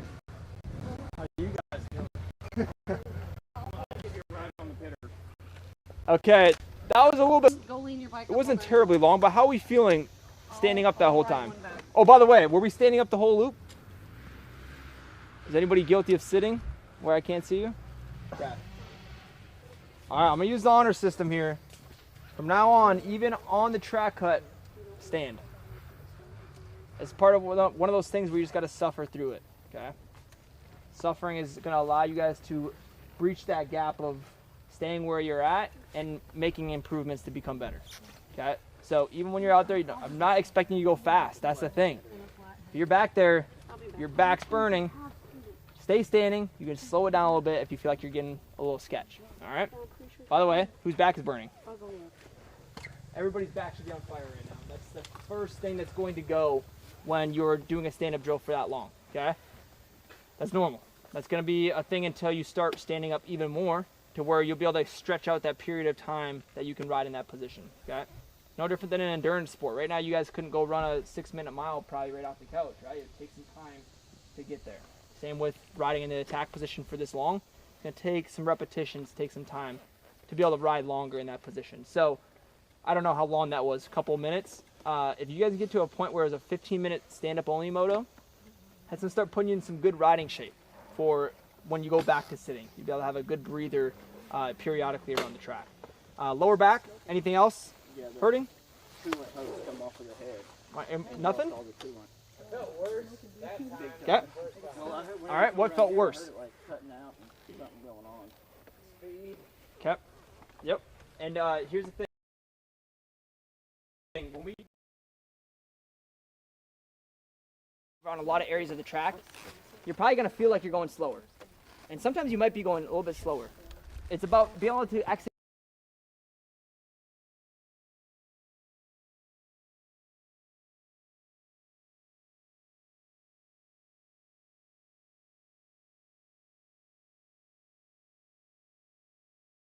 faster right now. We got to step first, and then you'll start getting a little bit faster as you get more comfortable there. Right now, it's different. Comfort, speed. If you're not comfortable, you're not going to go fast. That relates to me 100% of the time. If I'm going up there trying to qualify for a national and I'm not comfortable on my bike, aka Redbud this year, I can't even ride my bike. Like, I feel like I can't even get it on the track barely. Okay? But if I can get my bike to be set up a little bit better and I feel comfortable on it, that allows me to go quite a bit faster. So that even translates to you guys just the same. New stuff is different. Speaking of your attack position though, we got to adjust the feet still. Knees were better. You're being intentional about that, but your feet were too far forward. Okay, so we got to bring the feet back so you can drop the heels. It's going to allow the knees to come back a little more comfortably. Okay? Right now you're in the middle of your foot and you're trying to keep the knees back, but then you're fighting that foot peg. You can't move the foot peg. So we got to bring the feet back a little bit more so we can let the heels just drop comfortably down, and it's going to keep the knees locked back that whole time without you having to fight it. Should feel more natural at that point. Okay? Yeah. You were talking about what hurt. Yeah. I don't know if it's me, right, what nerve damage in my arm, or me standing up. I was pretty happy that I was able to stand up the whole time, but my right arm started to cramp up. Okay. Not my left at all, just my right. And I noticed I was squeezing the grip really hard. And I'm wondering if I'm compensating since I'm standing up, and I'm usually sitting down, and that I'm overcompensating with that throttle control by over gripping. 100%. If you feel like, guys, you're in this attack position, you feel like you're losing your ability to control the throttle, clutch, brake, and you're getting pumped up quicker than normal, what do you think that indicates? You're gripping too hard. Well, that's one thing, but what's a more overarching thing that we kind of just talked about already? Your back isn't straight. Or Head. your head isn't. Even if it's like a centimeter behind the bar pad, it's putting the tension in your arms. Okay? So if you're feeling like you're getting pumped up here where you're having a death grip, bring the head a little bit farther forward. You should quite literally be able to relax your grip on your handlebars if it's a smoother section, right? You don't want to do that in a bumpy section, but right now this whole track is pretty darn smooth. Like even in the deeper spots, you should be able to relax that grip a little bit as long as the head is forward. Speaking of that big, long sweeper right off the start straight, that one even, I can relax my hands around it just because my head is so far forward. I can be on the gas and still relaxing the grip a little bit. I don't have to be full death grip. So just pay attention to that. If you're getting really tired and you're pumping up a little bit, gripping too hard, head comes farther forward, it'll automatically let you release just a tiny bit. And that should just be like a small release point. Don't be sitting there acting like you have to be released the whole time. Give yourself a breather, and then go ahead and grip it tighter again in a spot that needs the tighter grip, okay? But yeah, definitely I think it's just a head position. And I noticed when you come down the hill, you're looking good, but we're kind of falling back a little bit here. So when we want to get lower in our attack position when we're braking, think about just sinking down at the hips so the head follows a straight path down to the bar. I don't want to see this when we're slowing down because now you're behind the bike. And 17, I think that's your number, right? You were doing that a couple times. You look good coming down the first half. Then near the bottom of the hill, we did this. Like you're trying to compensate for that slowing down factor. But you extended the arms rather than just dropped yourself lower to the bike, okay? So easy fix there. Let's see, 57 looking good. Aim the chest up a little bit more up and out when you're accelerating out of the corner. For you, let's make sure your toes look tight, but your knees are gapping the bike. Do you have knee braces or pads? What do you got, nothing? Nothing. That's why. So do you feel like it hurts when you squeeze or what? No? I'm just not used to it. Okay, so let's think about this. Have you got something that I can put between your knees, like something? Some clay. We got some mud. So I'm gonna.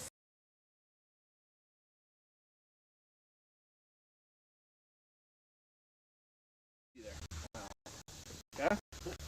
You know. Push-ups. Yeah, we'll give you push-ups. This is one thing you need. And here's the thing, guys. I even mentioned up there the knees. Quite literally, I don't think about squeezing with my knees all the time. But when I do think about squeezing with them is when I'm cornering, hitting a rough section. If I'm standing up down like a straightaway or something, I'm not really thinking about squeezing the knees. But let's say I'm trying to get the bike to turn. Then I'm gripping in intentionally and making sure my knees don't break away from the bike. When you're trying to turn the bike, your knees are here every single time, okay? Feet are looking fine. That's why I don't think it's your feet. And sometimes that's a foot issue.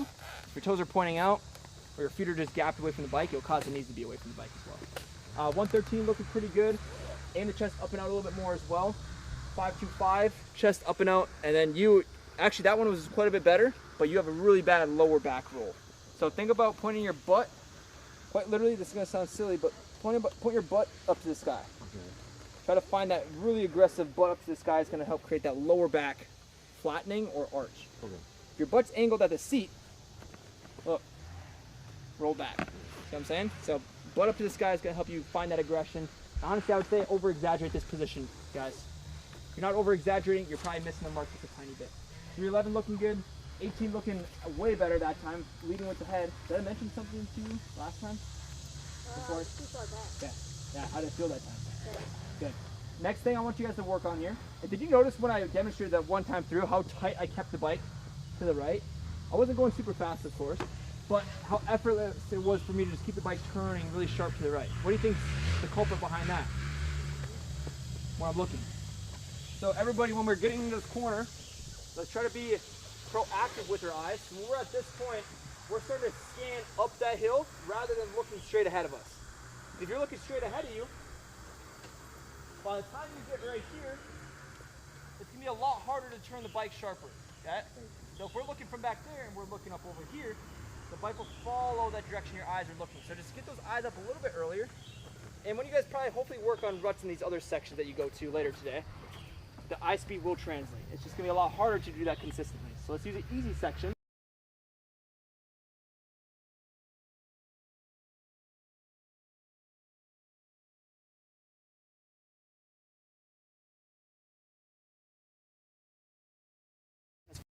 Firing back up.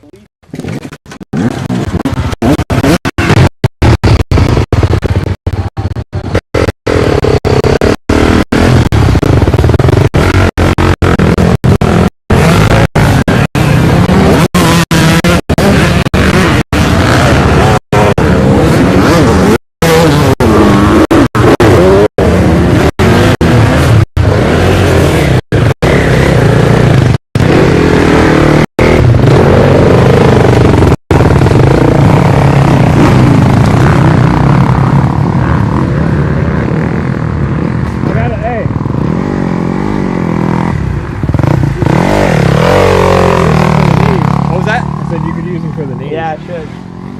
Yeah, because you might lose the leaves already. I was going to say it might crumble. Yeah. You guys have any whiteboards? Whiteboards? Yeah, we do. Next.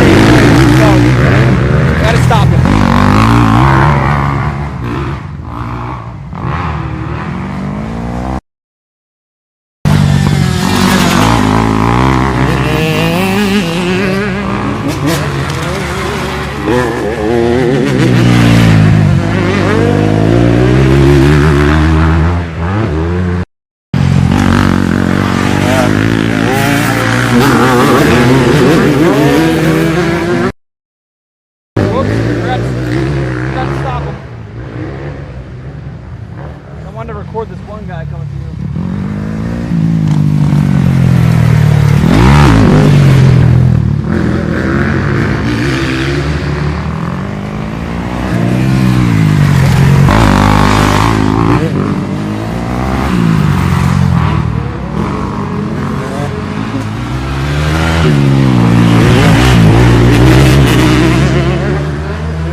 Was the kid you recorded back too far? What? The kid you recorded back too far? Yeah.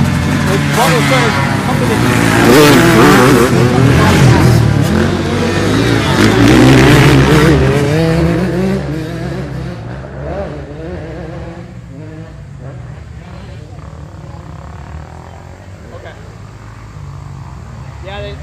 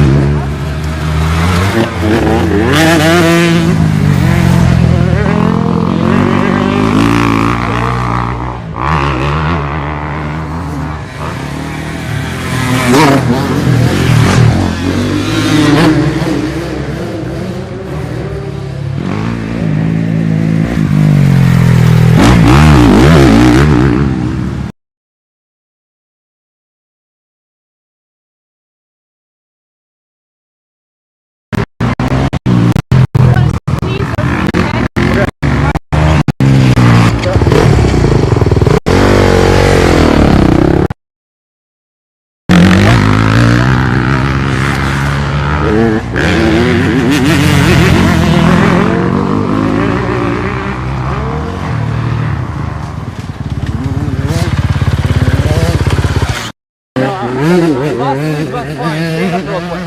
No, on the bike. You could probably pull them off now.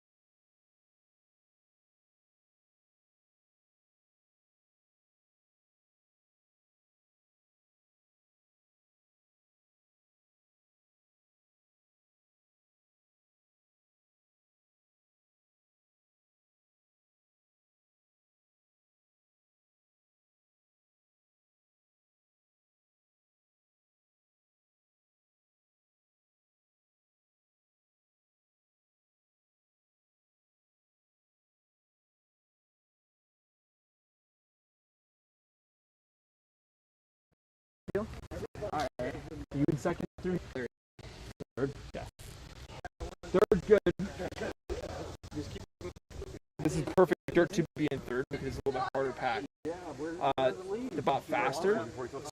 So I think that's what maybe causing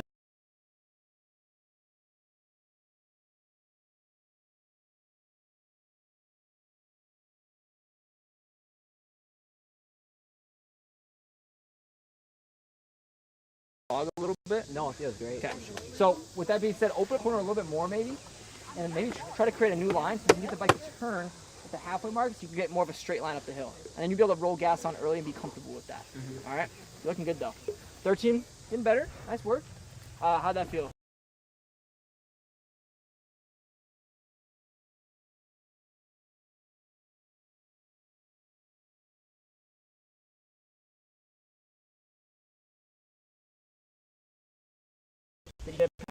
All that in. It's a very subtle detail. Okay. Here. Okay. You're here as you're going up. So actually, if your butt drops, my arms have to extend, right? Yeah. But if we're extending up the legs and just driving them through the bike, your head's gonna be forward automatically. And it's gonna take that weight off the arms. So. Okay, so the bottom of my heels doesn't necessarily need to be down. It just needs to be back. You want to try to think about them being down, but the severity of how down they are doesn't really matter. No. Okay? So hop up on your bike real quick, actually. Okay. Give this a shot in flat ground. Okay. Go ahead, just hold your front brake so you don't move forward. Go ahead, stand up. Okay, this is neutral. Good. Drop those hips back a little bit more and just drop the chest down. So find a 90-degree bend in your elbow.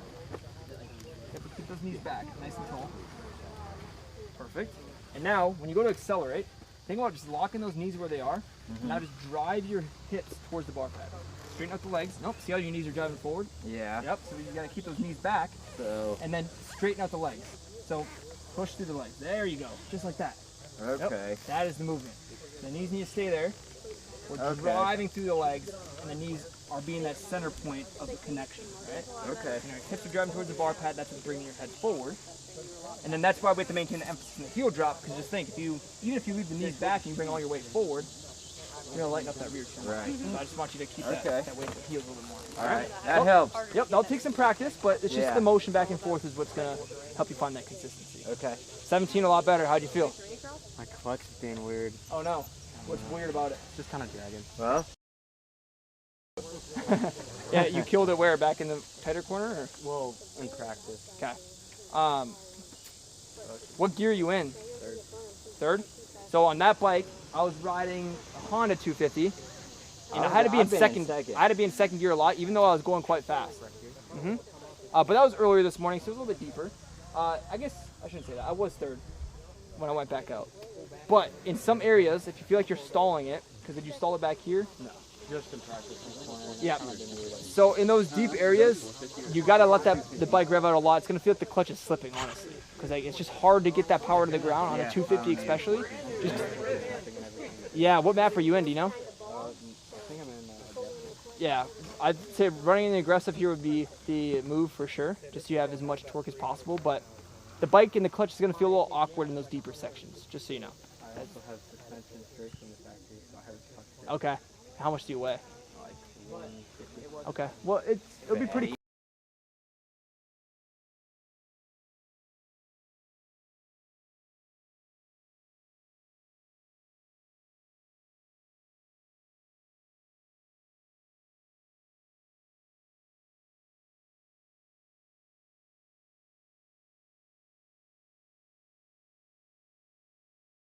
close for you there. When you're coming into a rut, you need to maintain this position.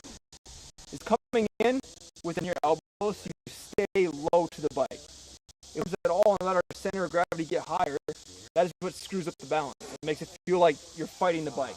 If you stay nice and low to the bike, now the bike can move underneath you and you'll have a lot more mobility with the lower body. We didn't really touch on it a bunch here either. Other coaches talk about how to find that nice smooth disconnection and leaning the bike with the lower body. We'll talk about that throughout the week, all week long, but I think it's very important. All right. It's 11:55. Are you guys pretty cooked right now? Yeah. Okay.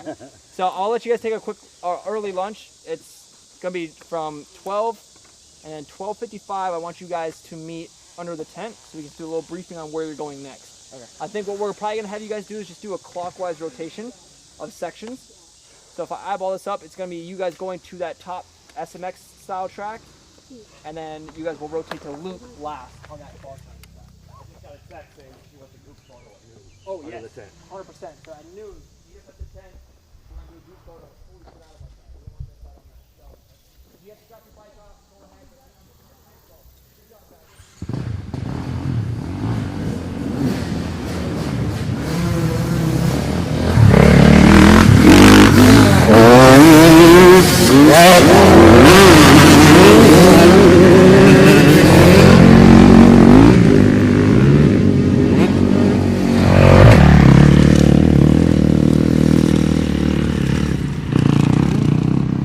This wouldn't happen to be your quad, would it? It is.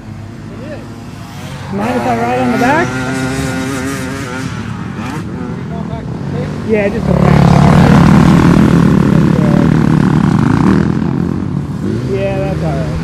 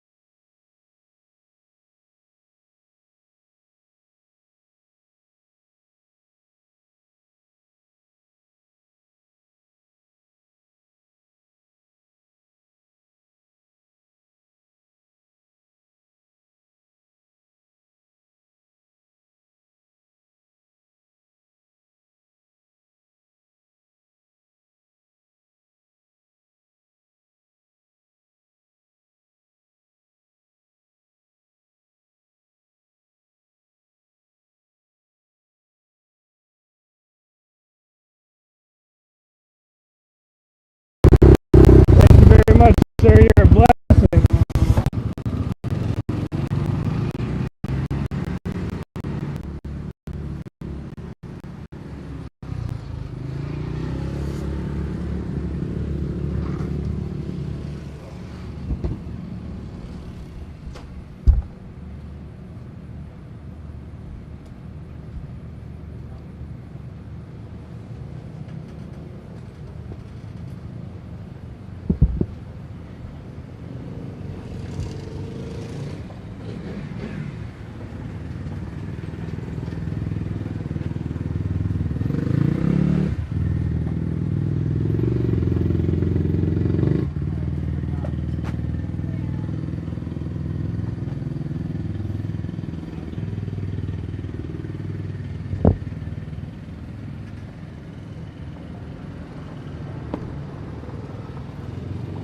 Jack Mitchell, Mitchell.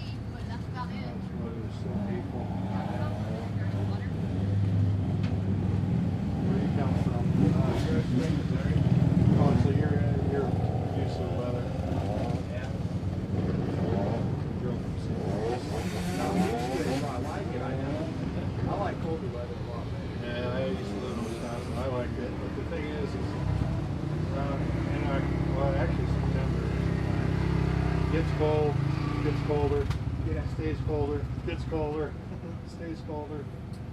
Well, in the cold, you can always put more layers on it. Yeah, that's the thing. You can dress for the cold. You can't really dress for the. First year I lived in Wisconsin was '93. Right, break from college for a couple of years. It was 30 below without the windshield. It was like you'd walk from.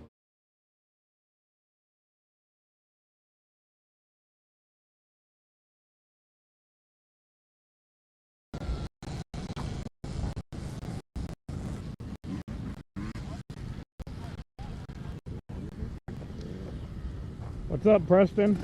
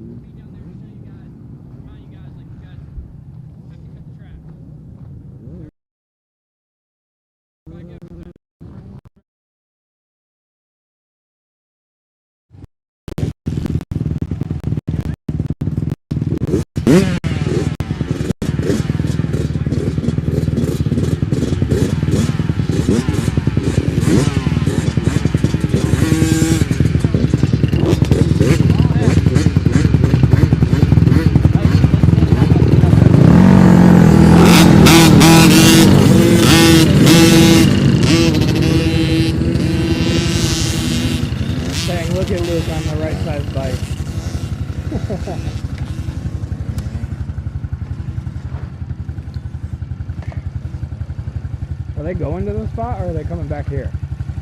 They were talking to them earlier down over there, so I don't know if they'll stop down there or stop back up here.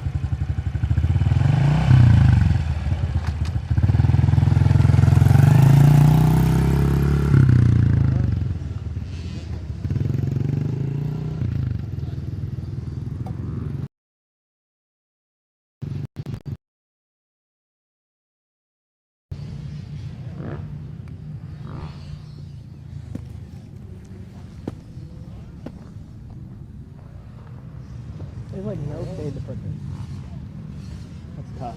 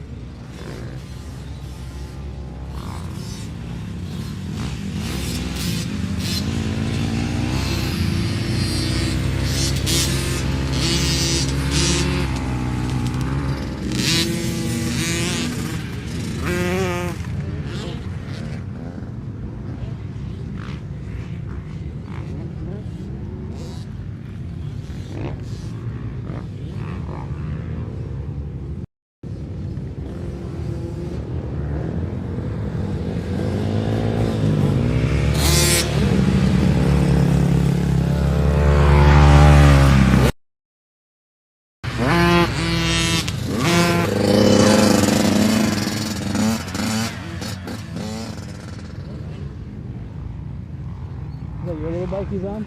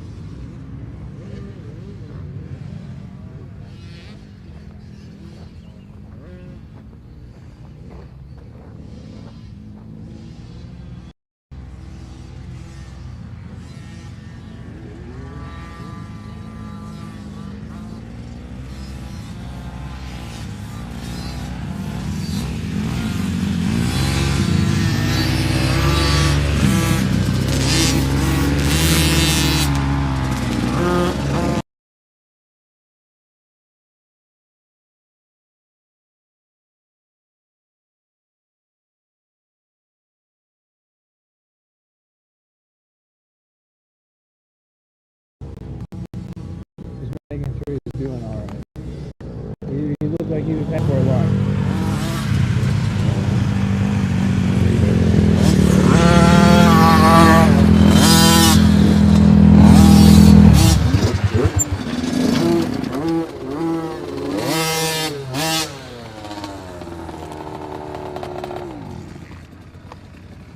Alright, I think we lost one over there. Yeah, he crashed. So I Yeah, looked him up. you all good? I know you didn't get to do both laps, so you know where the cut was? Yeah. Okay, perfect. We'll catch him up too. All right, so now that you guys know the loop, that is what we'll be riding the whole entire time while you guys are over here.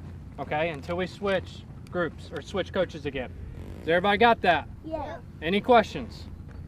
Okay, so the goal for today is stand up. Okay, like we talked about in Moto theory, all right, we got to make sure that we're on the balls of our feet and we're standing up nice and tall. Okay, I'm gonna let you guys do a couple laps and then I'll stop you guys and we'll kind of talk about it and go over some things. Okay, but the main focus is balls of the feet and standing up nice and tall. So anybody got any questions? Yes. Can we stand the whole thing? Okay. Yeah. Whole track. That's impossible. It's not impossible. It's not impossible. All right. But then we're gonna do sitting. No, do the section We'll do you sitting just showed tomorrow. you. All right. Today is all stand-up drills. Just stand up the whole section Okay. he showed you. So the reason why we're practicing standing up so much is to get you guys more comfortable throughout the week. All right. Most of the time, for newer riders or even me, like standing up is a big thing. And once you feel comfortable standing up, everything else kind of comes naturally after that. Okay. So we can go and kind of break the habit of feeling a little bit awkward standing up and kind of break the bad habits of the bad feet. Everything else kind of comes naturally and it comes way easier to you. Okay. So for the first, we'll probably do like 4 laps, okay? And it's gonna be all standing up. You got that? If we don't stand up, I can't start it. you can't start it? Okay, we'll start it for you. Just don't fall over, okay? Okay. All right. Now if we don't stand up, I'm gonna take your seats off. Anybody want their seat off? I'm just kidding. I'm not gonna take your seat off, okay? But Push-ups. yeah, we'll if you're not standing up, we're gonna add some rules into this thing, okay? Yep. All right, let's do some laps, okay? Okay. Stand up, balls to your feet.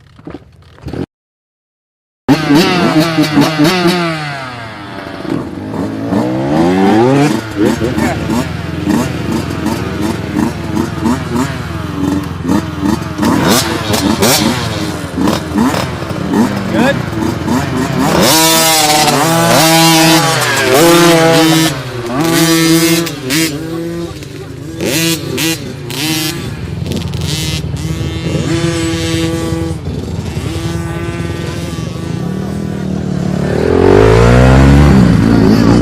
Other people around, you come across, you might get hit. Okay, so we can't cut across like that. Is that okay? All right, are you all good? All right. So right now, did you see where the cut was? Where we're cutting the track? Okay, so we're gonna do like 4 or 5 laps. And we're gonna do stand-up laps. Okay? Make sure we're on the balls of our feet. All right? And I'll pull you guys off. Got it? So you know what you're going, dude? You sure? All right. Bert will be down there to tell you as well, okay? It's all good. You can go right there. Straight that way. Yeah, the track's a little soft for him. Throughout the week, it could get a little bit harder, so it'll be a little easier. A little deep too. Huh? A little deep. Yeah, it's a little deep. That part of the track will be a little bit better. It's a little bit harder dirt. This is the softest part here.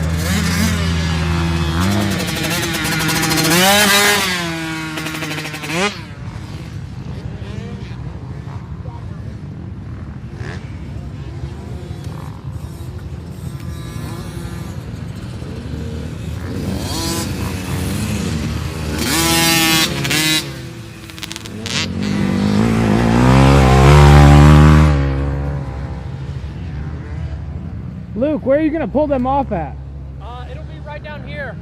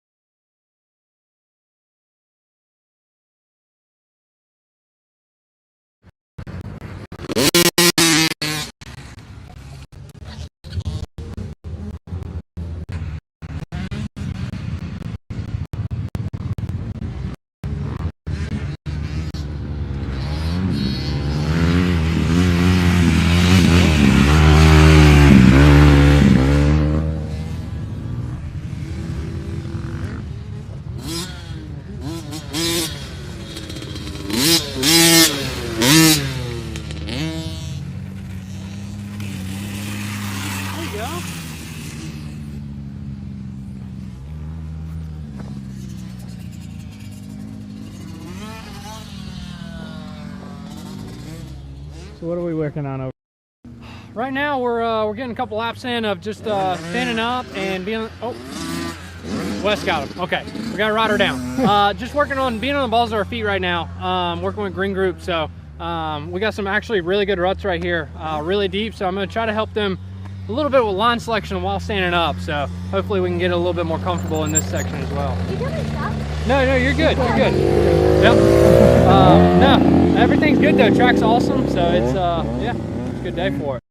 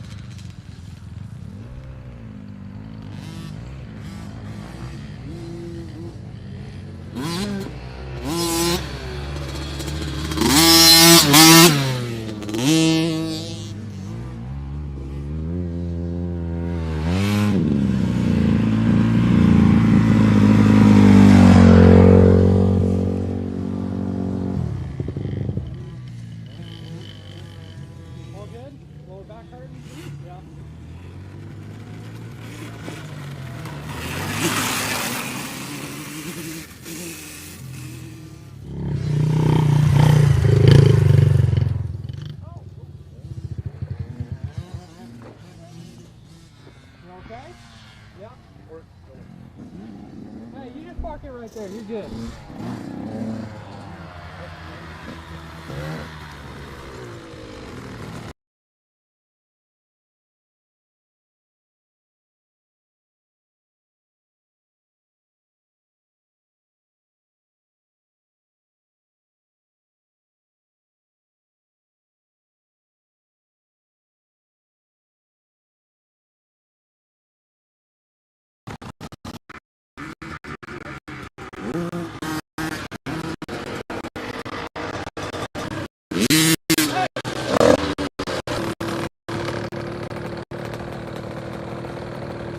You're good right there. All good. Yeah, dude. It's hot. It's definitely not 101 degrees out. Yeah, it's hot. It's hot. All good? Everybody's lower back's hurting a little bit? Yeah, a little tight? Okay. Oh, ride her down. That always happens to other bikes. There you go, good job. Good job. All right. Everybody's feet actually look really, really good. You guys look awesome. The only thing I do kind of want to change is when you guys are standing up, like we were kind of showing at Moto Theory, all right, this morning, whenever we stand up, we got to make sure that we're kind of getting in that attack position, okay? We got to make sure we're getting that butt back and pivoting at the hip. Has everybody got that? All right. So sometimes whenever you try to poke the butt out, you actually like push your whole body back and like extend your arms, which that's not what you want to do. Then you gotta get that round back look. All right. This doesn't look very comfortable, right? Right. So we gotta make sure it's almost like you're touching your toes, all right? When you're touching your toes, the knees almost lock out, but a slight bend in them, okay? And that instantly kind of gives you that arch. Has everybody got that? So we gotta get a little bit more of that butt poked out. Everybody got that, okay? And one other thing I want to add, okay? So this is kind of more for the smaller bikes, okay? The bigger bikes, you guys are doing pretty good. Sometimes you guys are going right here where it's like the roughest and gnarliest part here, okay?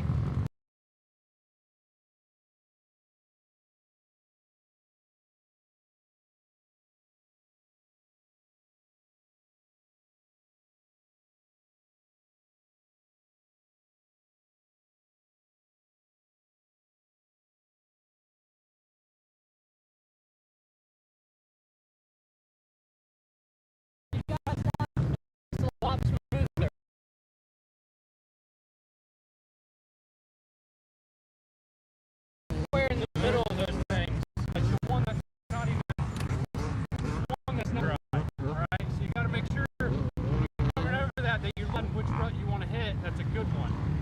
I would prefer either this one or all the way out here, okay? Everybody got that? Yep. Any questions? No? Alright, let's do some more laps, okay? Alright. When you're going up through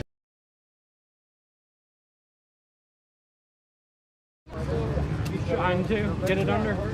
Sometimes when you're standing, it is a little difficult. So like a lot of times, like if it's not wanting to shift up, you can kind of feather this while you're on the gas, and it'll want to shift up. So a lot of times, what happens is like when people like can't shift, they'll just let off the gas and shift up. But whenever you're on the gas, the gears have pressure on them, so they don't want to shift up. So when you go to feather that, it'll want to shift up. Brakes.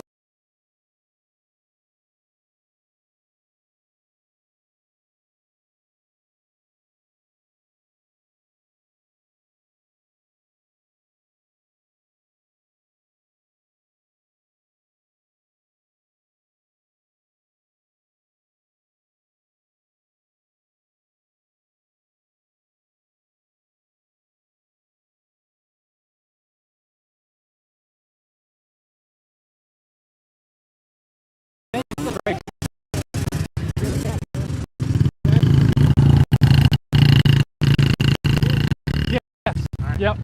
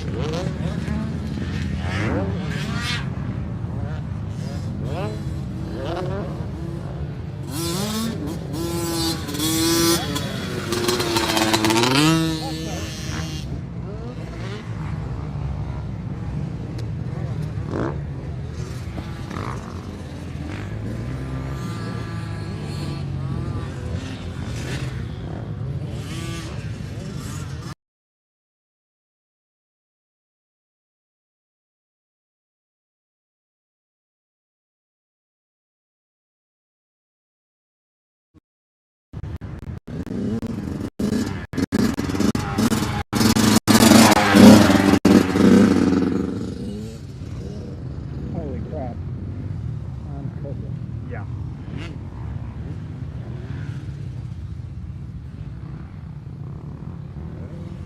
It was the temperature feel was way hotter at Pagoda, but this is cool. It's the humidity. Yeah. It was a little humid there, but not like this. Yeah. This kid rips. Yeah, this is sick. He's better than me.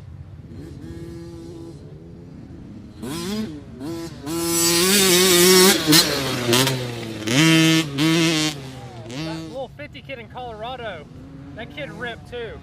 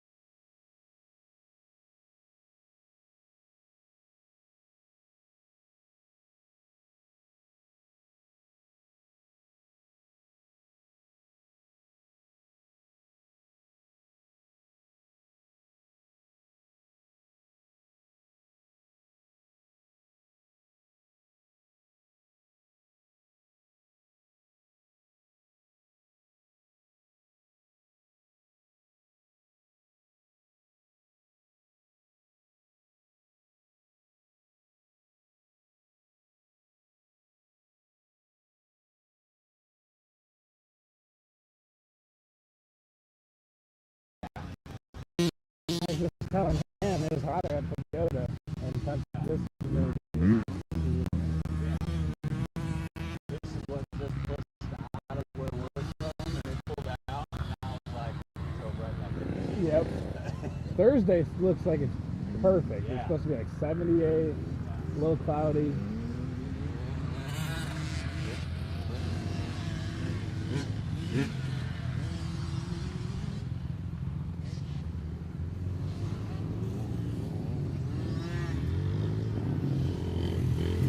Toes in, buddy, toes in.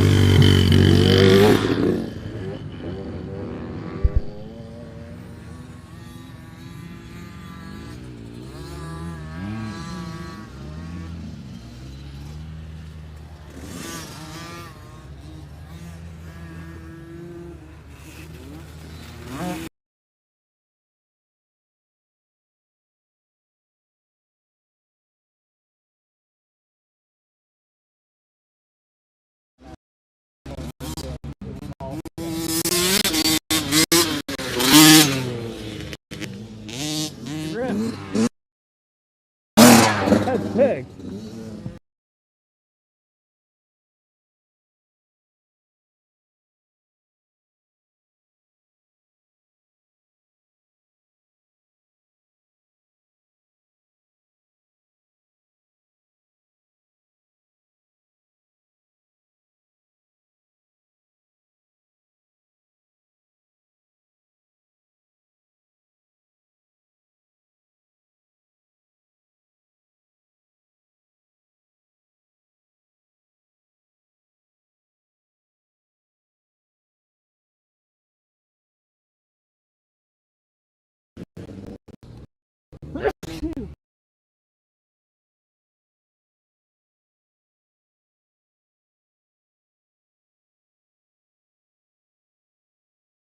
Oh no.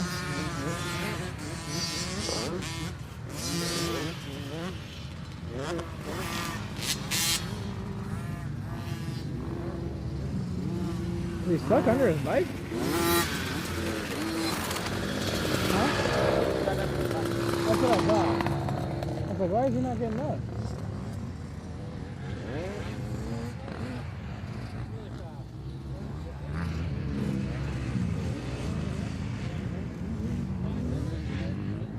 Yeah. Started to sit down. So stand up the whole time. Hey, dude. Good job. You're ripping out there. Yeah, because I Yep. We're not trying to go fast right now. Slow down. We're working on caution. We'll go fast later. Hey, you'll have a moto at the end of the day where you can go fast, okay? The better your technique gets, the faster you'll go, too. Yep.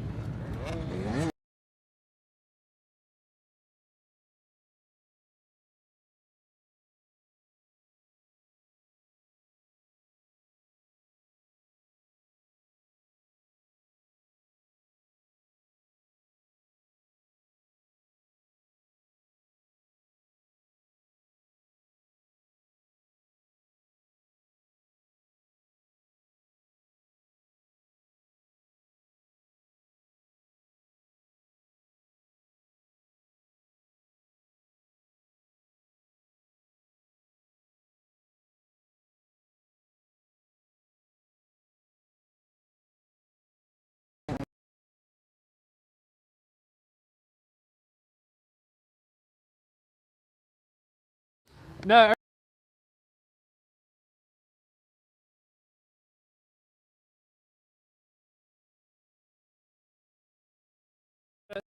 Try it some, okay? Does that make sense to everybody when I say get the butt out?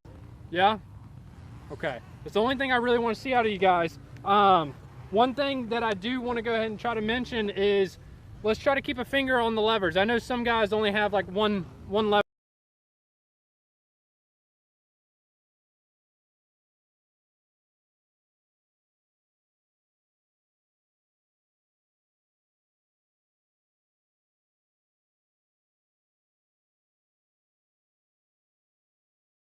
From rail, okay? I actually use my middle fingers. It's just, but there's no real right or wrong to it, but you feel as comfortable.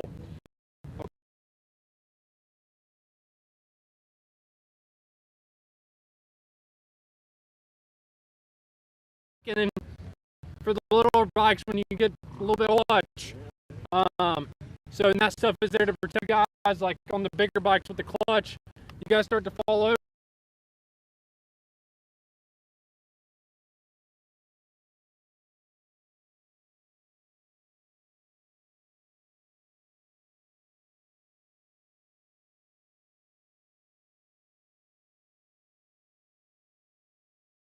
Like that, but say I'm 15 here, okay, looking ahead to maybe right here, okay.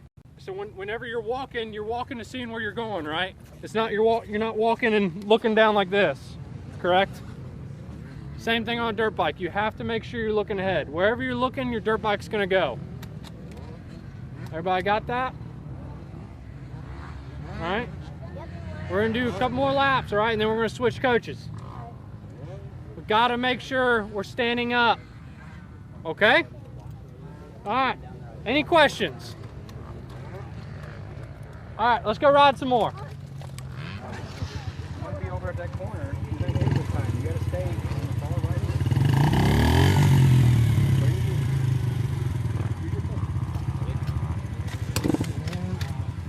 Hey, when you're riding, I got you. Put your feet on the pegs. When you're riding, you want to make sure you're on the balls of your feet and your toes are pointed in a little bit. Okay?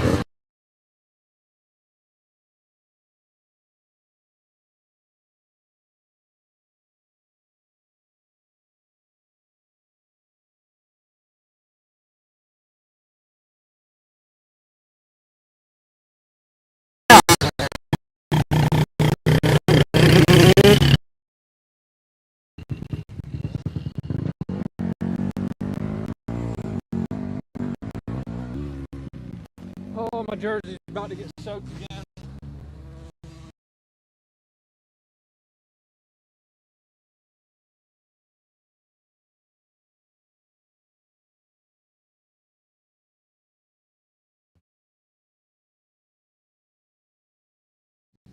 Every day, so a coach gets to feel the shade every Nah, day. I don't want to feel it today. I'm good.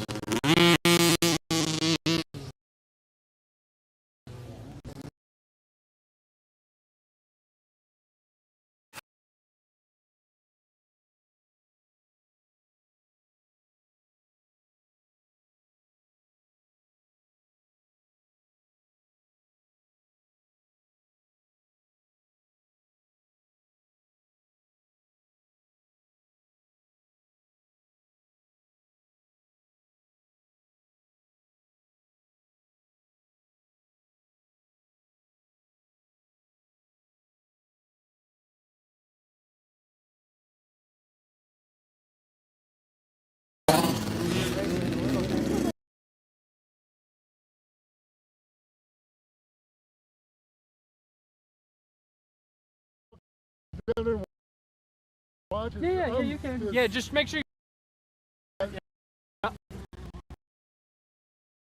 down there. So. You hear that? What did they say? Ty said he sent his group to a water break, and then they'll be coming to you at 45. Okay, all right. Because they needed a water break, I guess.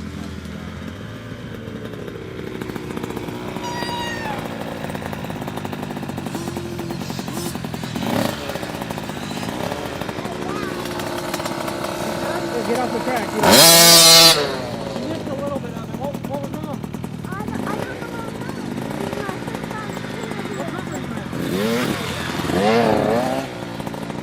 Hey, wait, no. You're on a different bike? Yeah. Okay. Or TM, I guess. Yeah, so I we're... changed bike. Okay. I'm white. Okay, where have you been the whole time, man? You got this bike? Oh, so we were trying to figure out how to put my headset in. Okay, alright. Well, we're about to go ahead and switch groups right now, so okay. You'll be going to Coach Mitchell.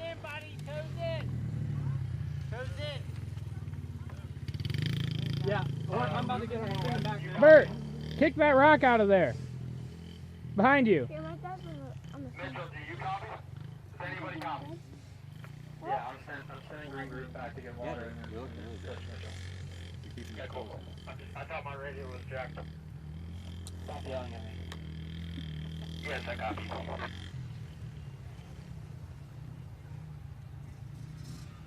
Alright, we'll get everybody over.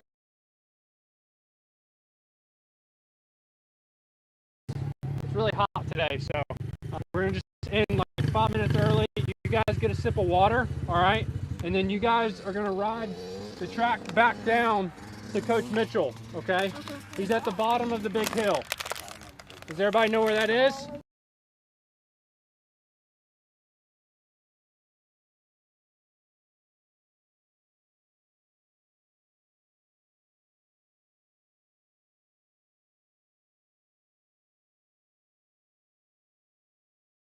okay? Water. You guys will get back on the track and ride the track to Coach Mitchell. Okay? Does everybody understand? Does everybody get that? Nice. In the forest. Quick water break. Coach Mitchell. Alright, go over by the truck. Sorry. Yeah, slow. Don't go fast.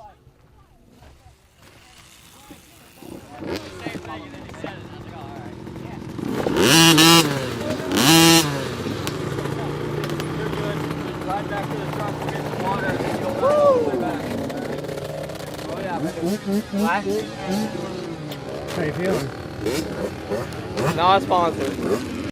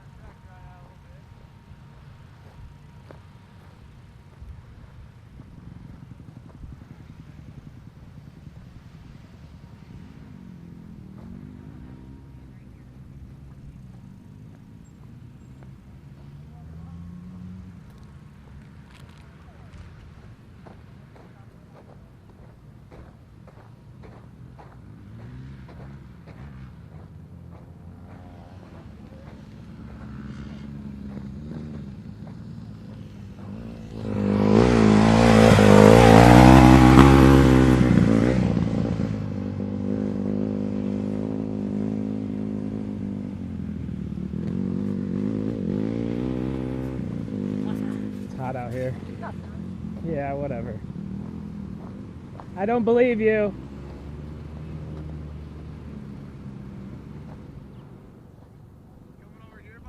I am. I'm gonna grab some more water. Do you want one? Yeah, I'll take it over.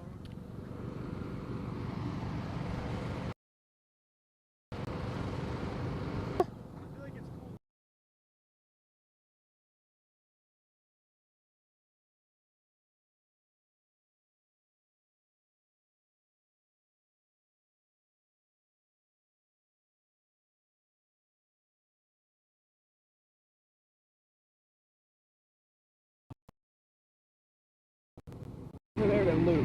I think he's gonna have you guys meet down on the side of this tabletop. That's where he had them meet last time.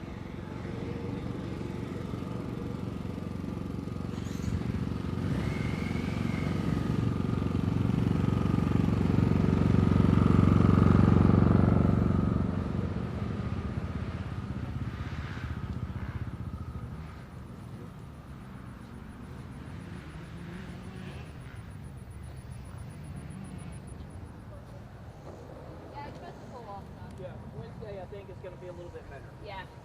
I do believe. Thursday the high was only like 77. I'm worried Friday might be complete washout though. Is it going to rain? Yeah. Oh, really? Yeah. A decent amount too. Yeah. But we'll figure something out. We'll make it work. But then they said it was going to rain Saturday because we were going to water, and then no rain. Then it was supposed to have been raining again, no rain. So yeah, for a week, Tennessee, you never really you know. don't. Yeah, you don't know.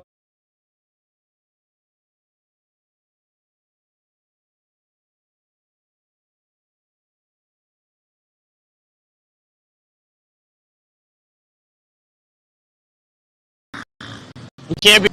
This isn't like a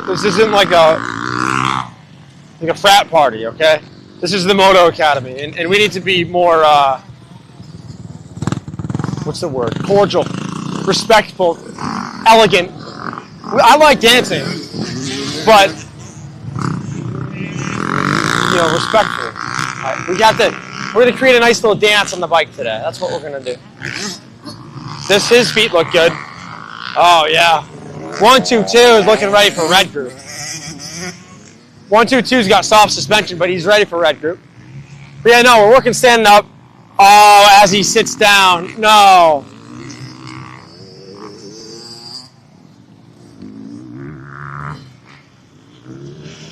Hey, are we supposed to be standing or seated? Did you sit down? How come? Just try to stand up for me. Get those. It'll be easier for you. Rotate your toes in, and then you can stand up. Be a heck of a lot easier. You got it. Give me one good lap.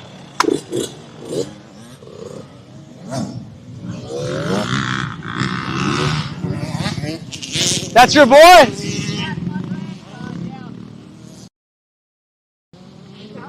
You got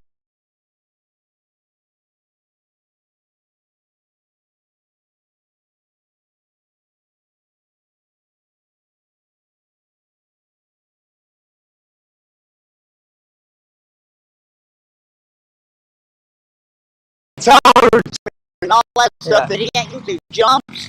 He's gun shy jump, he's crash jumps, and he's doing a lot better than he used to. Yeah. He's looking great. So we're gonna keep the steady progression going, the safe progression. Yeah. We're gonna get that form dialed in. Yeah. Heck that's yeah. Right. Yeah. His cousin is telling me how bad his back hurts. Now Dresden ain't complaining so much, but the lower back would be the first thing.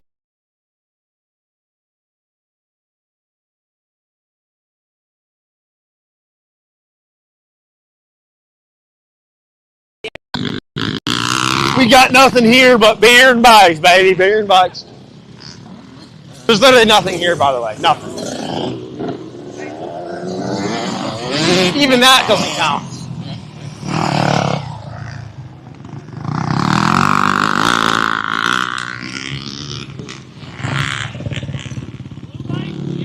Yeah.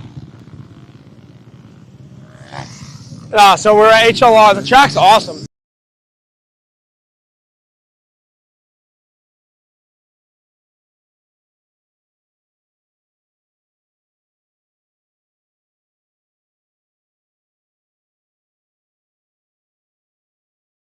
This is like that.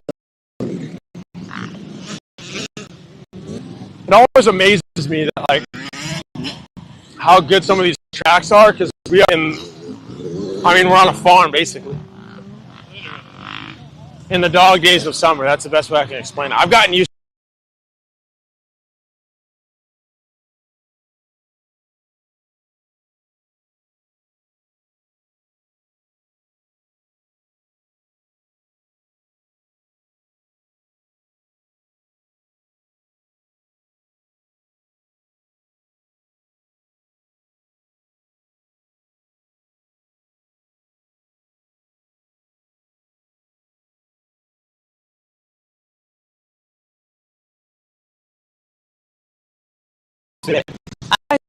Come on. You guys can't think about the heat. Yeah. Don't think about it. It's all about mindset. Don't think about it. We get to ride dirt bikes today, guys. A little bit of perspective. You know how many people wish they could ride dirt bikes in the heat? Right? A lot of people. A lot of people. One thing we can work on, though, is just because the track's easier and we're going slower and we're not hitting all the jumps and we're not trying to go fast, don't get lazy on me. Don't rotate the toes out. It makes it more difficult to do it. If my toes are rotated out, my knees will follow. And then my knees want to go forward. That's what we're doing, guys, right now. We're going over these jumps or into the corners. Our toes are rotated out with some of us, and our knees are doing this. I can't turn the bike if my knees go forward because there's too much weight in the front. When your knees go forward like this, a lot of times our head comes back. If our knees are back but our head goes back, there's no weight to the front, and I can't turn the bike. I always need some weight on the front of the bike, and I need to be able to turn the bike with my lower body, not just my arms. Okay? If I'm back here, I'm forcing myself to turn the bike with my upper body. That won't turn the bike, guys. Keeping our head over the handlebars and knees back, and being able to lean the bike slightly, that's what turns the bike, not our arms. Does that make sense? Yeah. Okay, I know it's hot. We've got it in us, though. I'm just going to get it out of you. Sound good? Be disciplined. Go slower. I need perfect. This track's easy.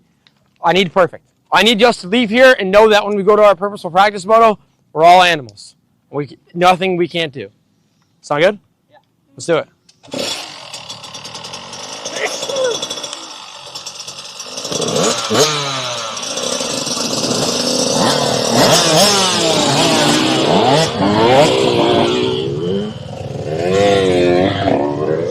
Is there a setting that makes these not start off at 3 minutes? I think you can do up to 5, but I don't know how. I can what? I think you can do up to 5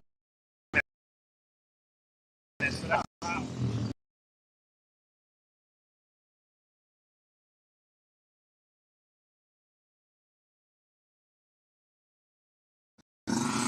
Thank you.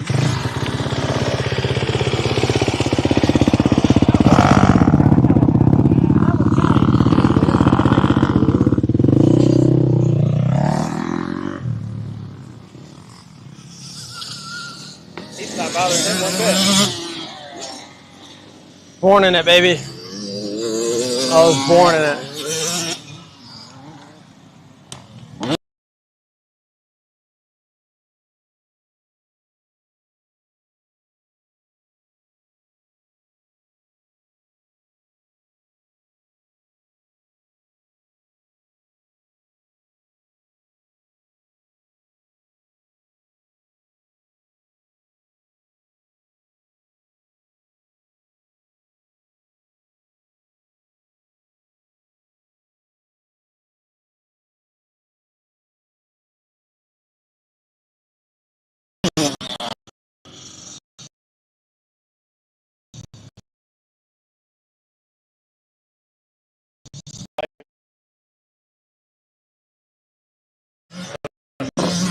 The black kid?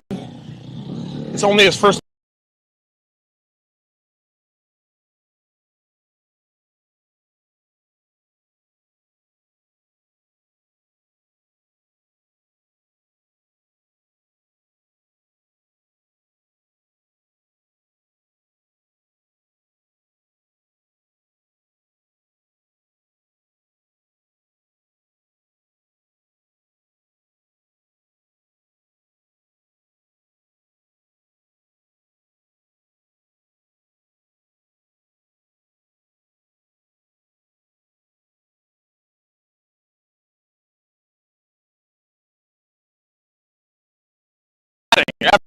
I saw you going like this, so I switched.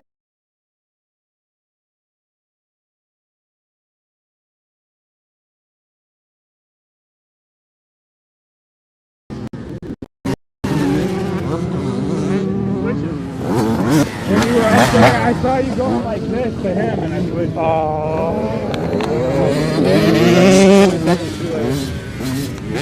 You gotta give me a heads up. I messed up. I didn't mean anything. I didn't say anything bad really. I said I was like.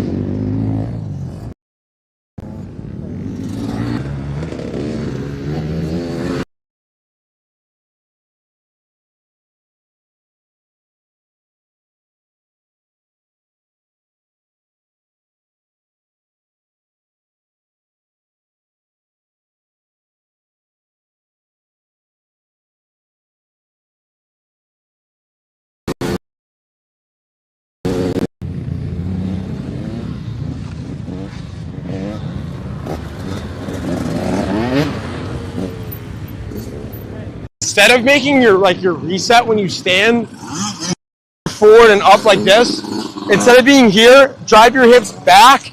You'll be a heck of a lot more stable. You'll feel a lot of tension on your lower back right now because it's new and your hamstrings, you know? But really drive your butt back and don't stand so upright, because if you're standing really, really upright, you get on the throttle or the brakes, you might feel like really unstable with your upper body. You ever felt that before? Yeah. So drive those hips, drive them back. Don't be so straight up and down. Your feet look great, your heels look good. Just put a string behind your butt and pull it back. You're doing good. Just keep deep breathing, you're doing great.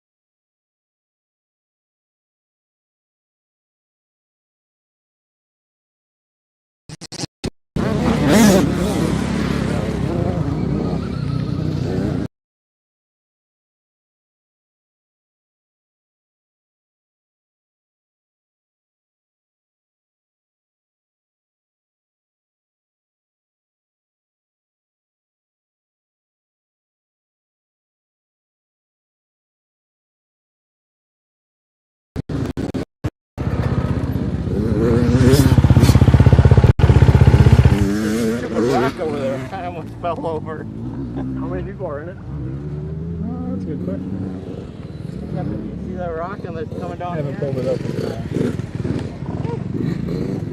I'm like, God. 3 times I hit it. On the Does it say brake. connection lost? So it's like, I'm going so slow, I'm going to dump the bike. And then I'm like, I better pick a better line. What? I got to pick a better line.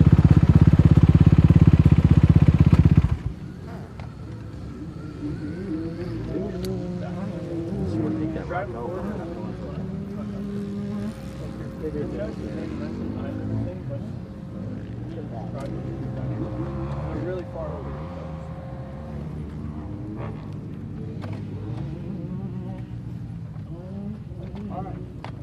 Much better. You guys are like, I know it's hot and you were getting a little bit tired maybe, but regardless, you guys are maybe slowing down a little bit more, making it easier on yourselves, right? It doesn't need to be super difficult. I don't want you to make it harder than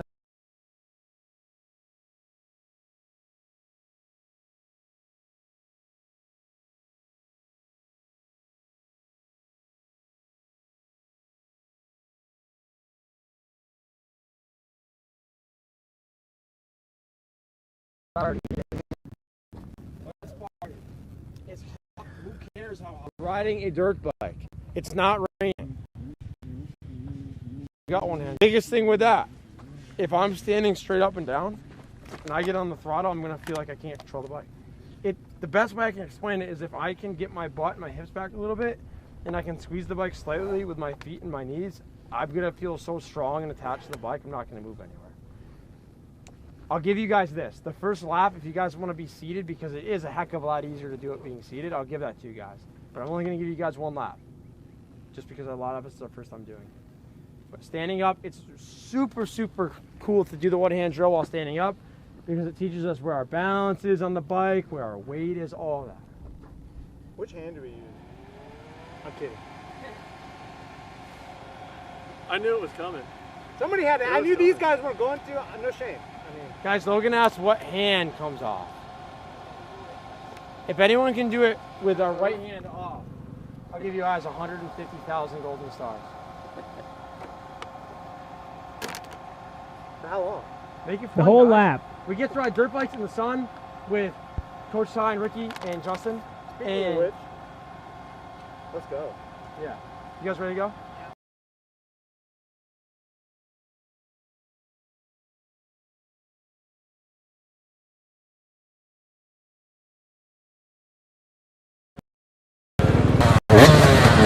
I put sunscreen on my face, but is it burning?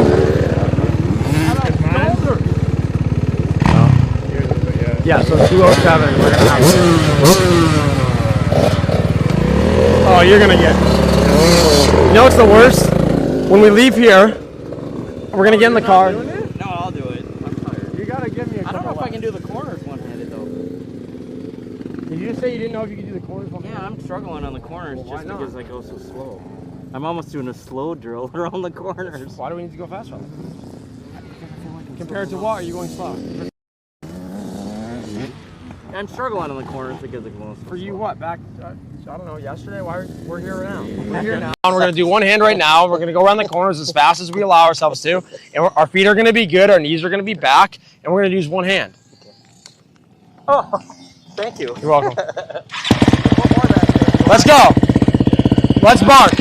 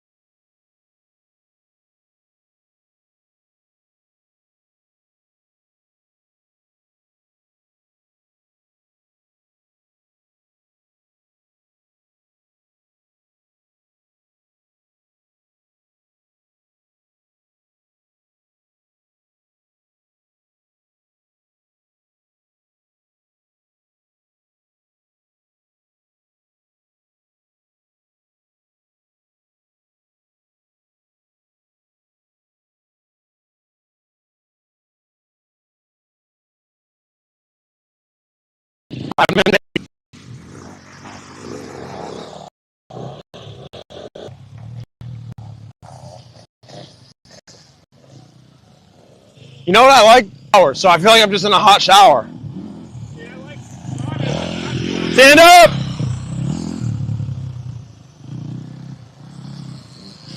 I'm a big sauna guy, but this isn't the same. No, this is just annoying. I'm trapped in something I can't get out of.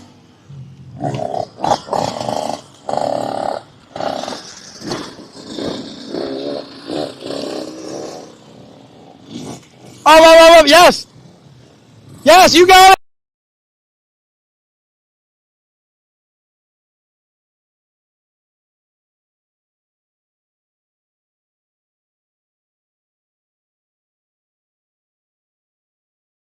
Sunglasses are a method. I don't even know how I was out here ever without sunglasses. Yeah, I can't. It's so bright out, dude.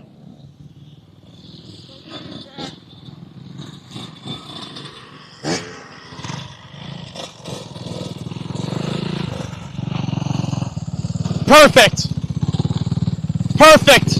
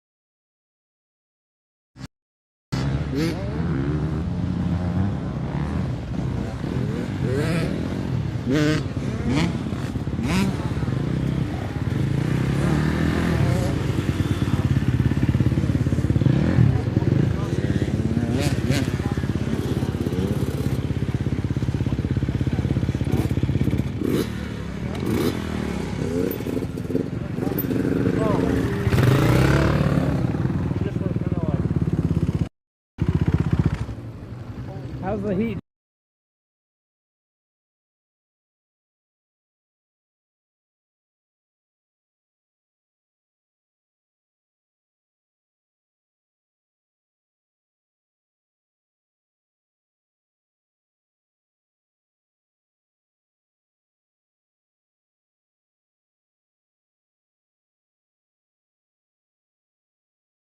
Yeah.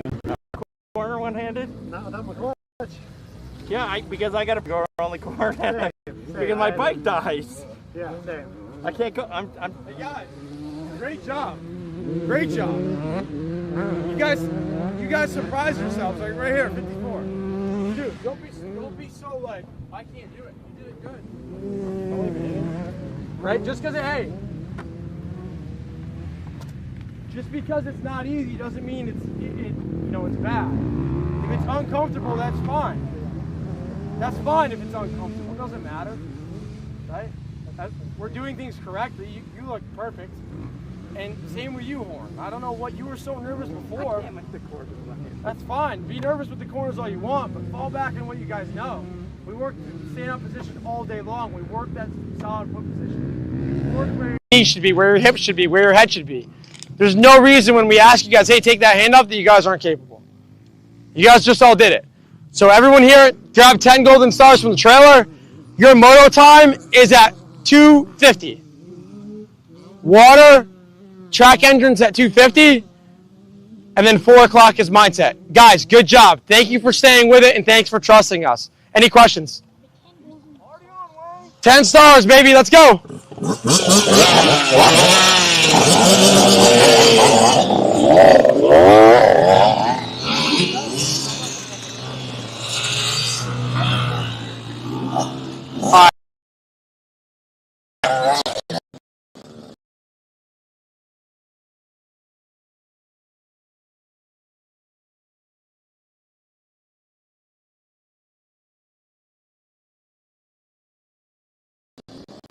And yes. Yeah.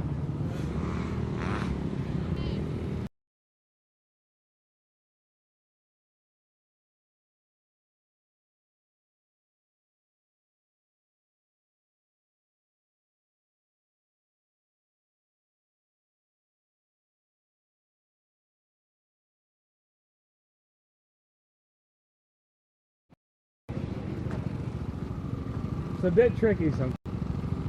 It's my own fault. Wait, what happened here?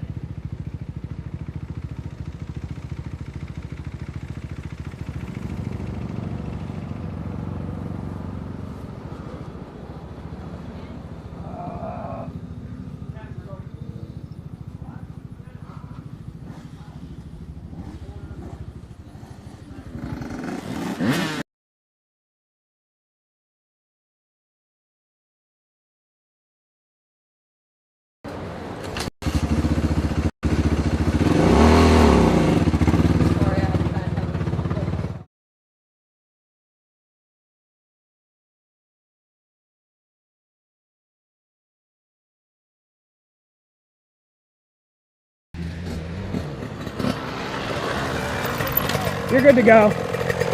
You're good to go. Blue group's already out there, so you're good.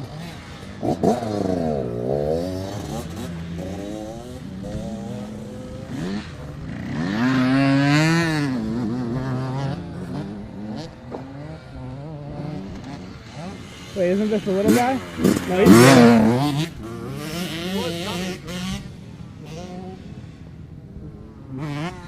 Unless Ty pulled him off. Because didn't Ty just go right there? No, I think Ty went back down the hill. You're blue, right?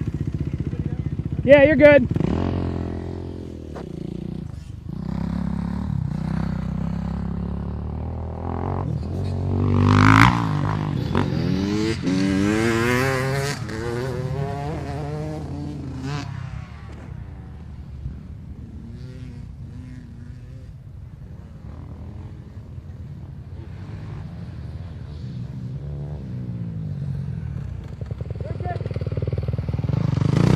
Ricky!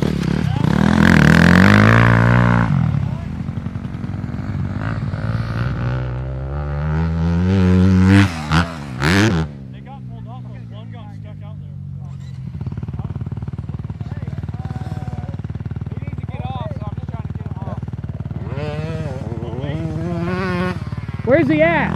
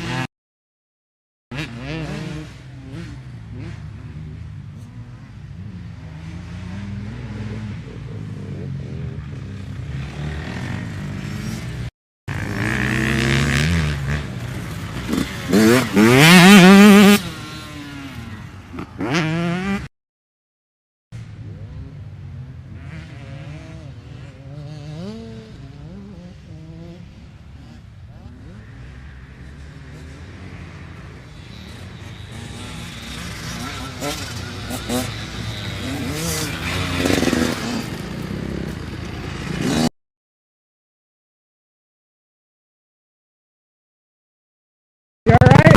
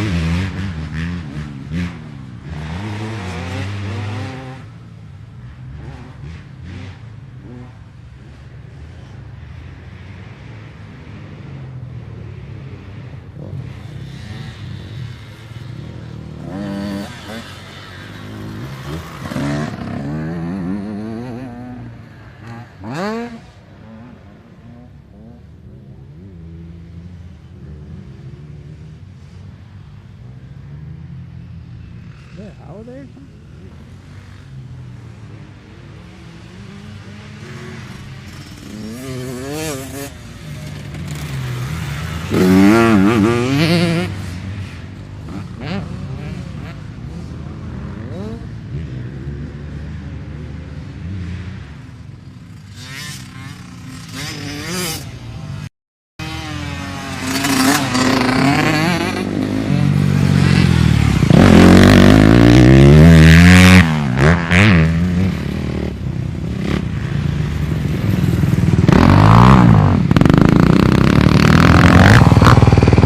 Luke wants to smoke, but I can't give it to him.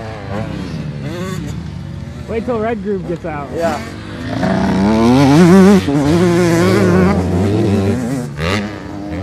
Luke's gonna get it. Lap It's time also battle? dusty, so it's hard to. It's very dusty.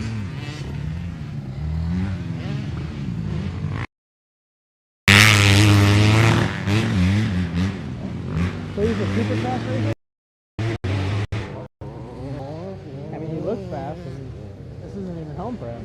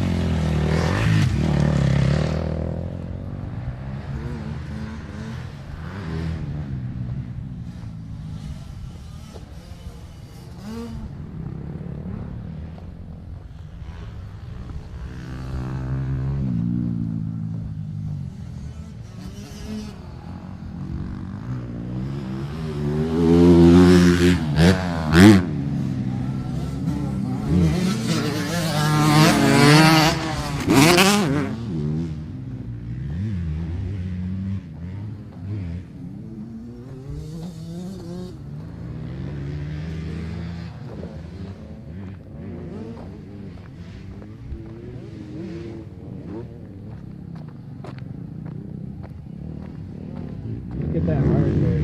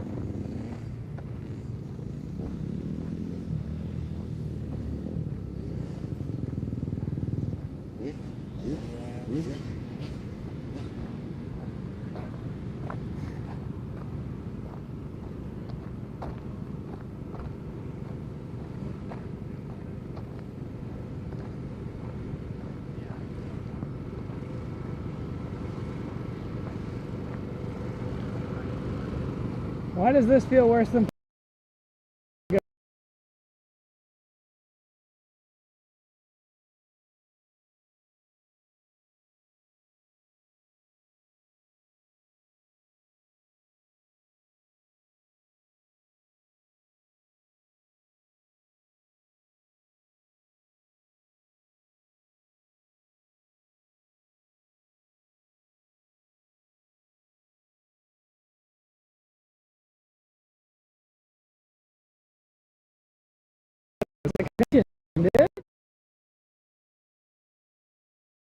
Standing guard, it's not a race, it's dry. If I see people race each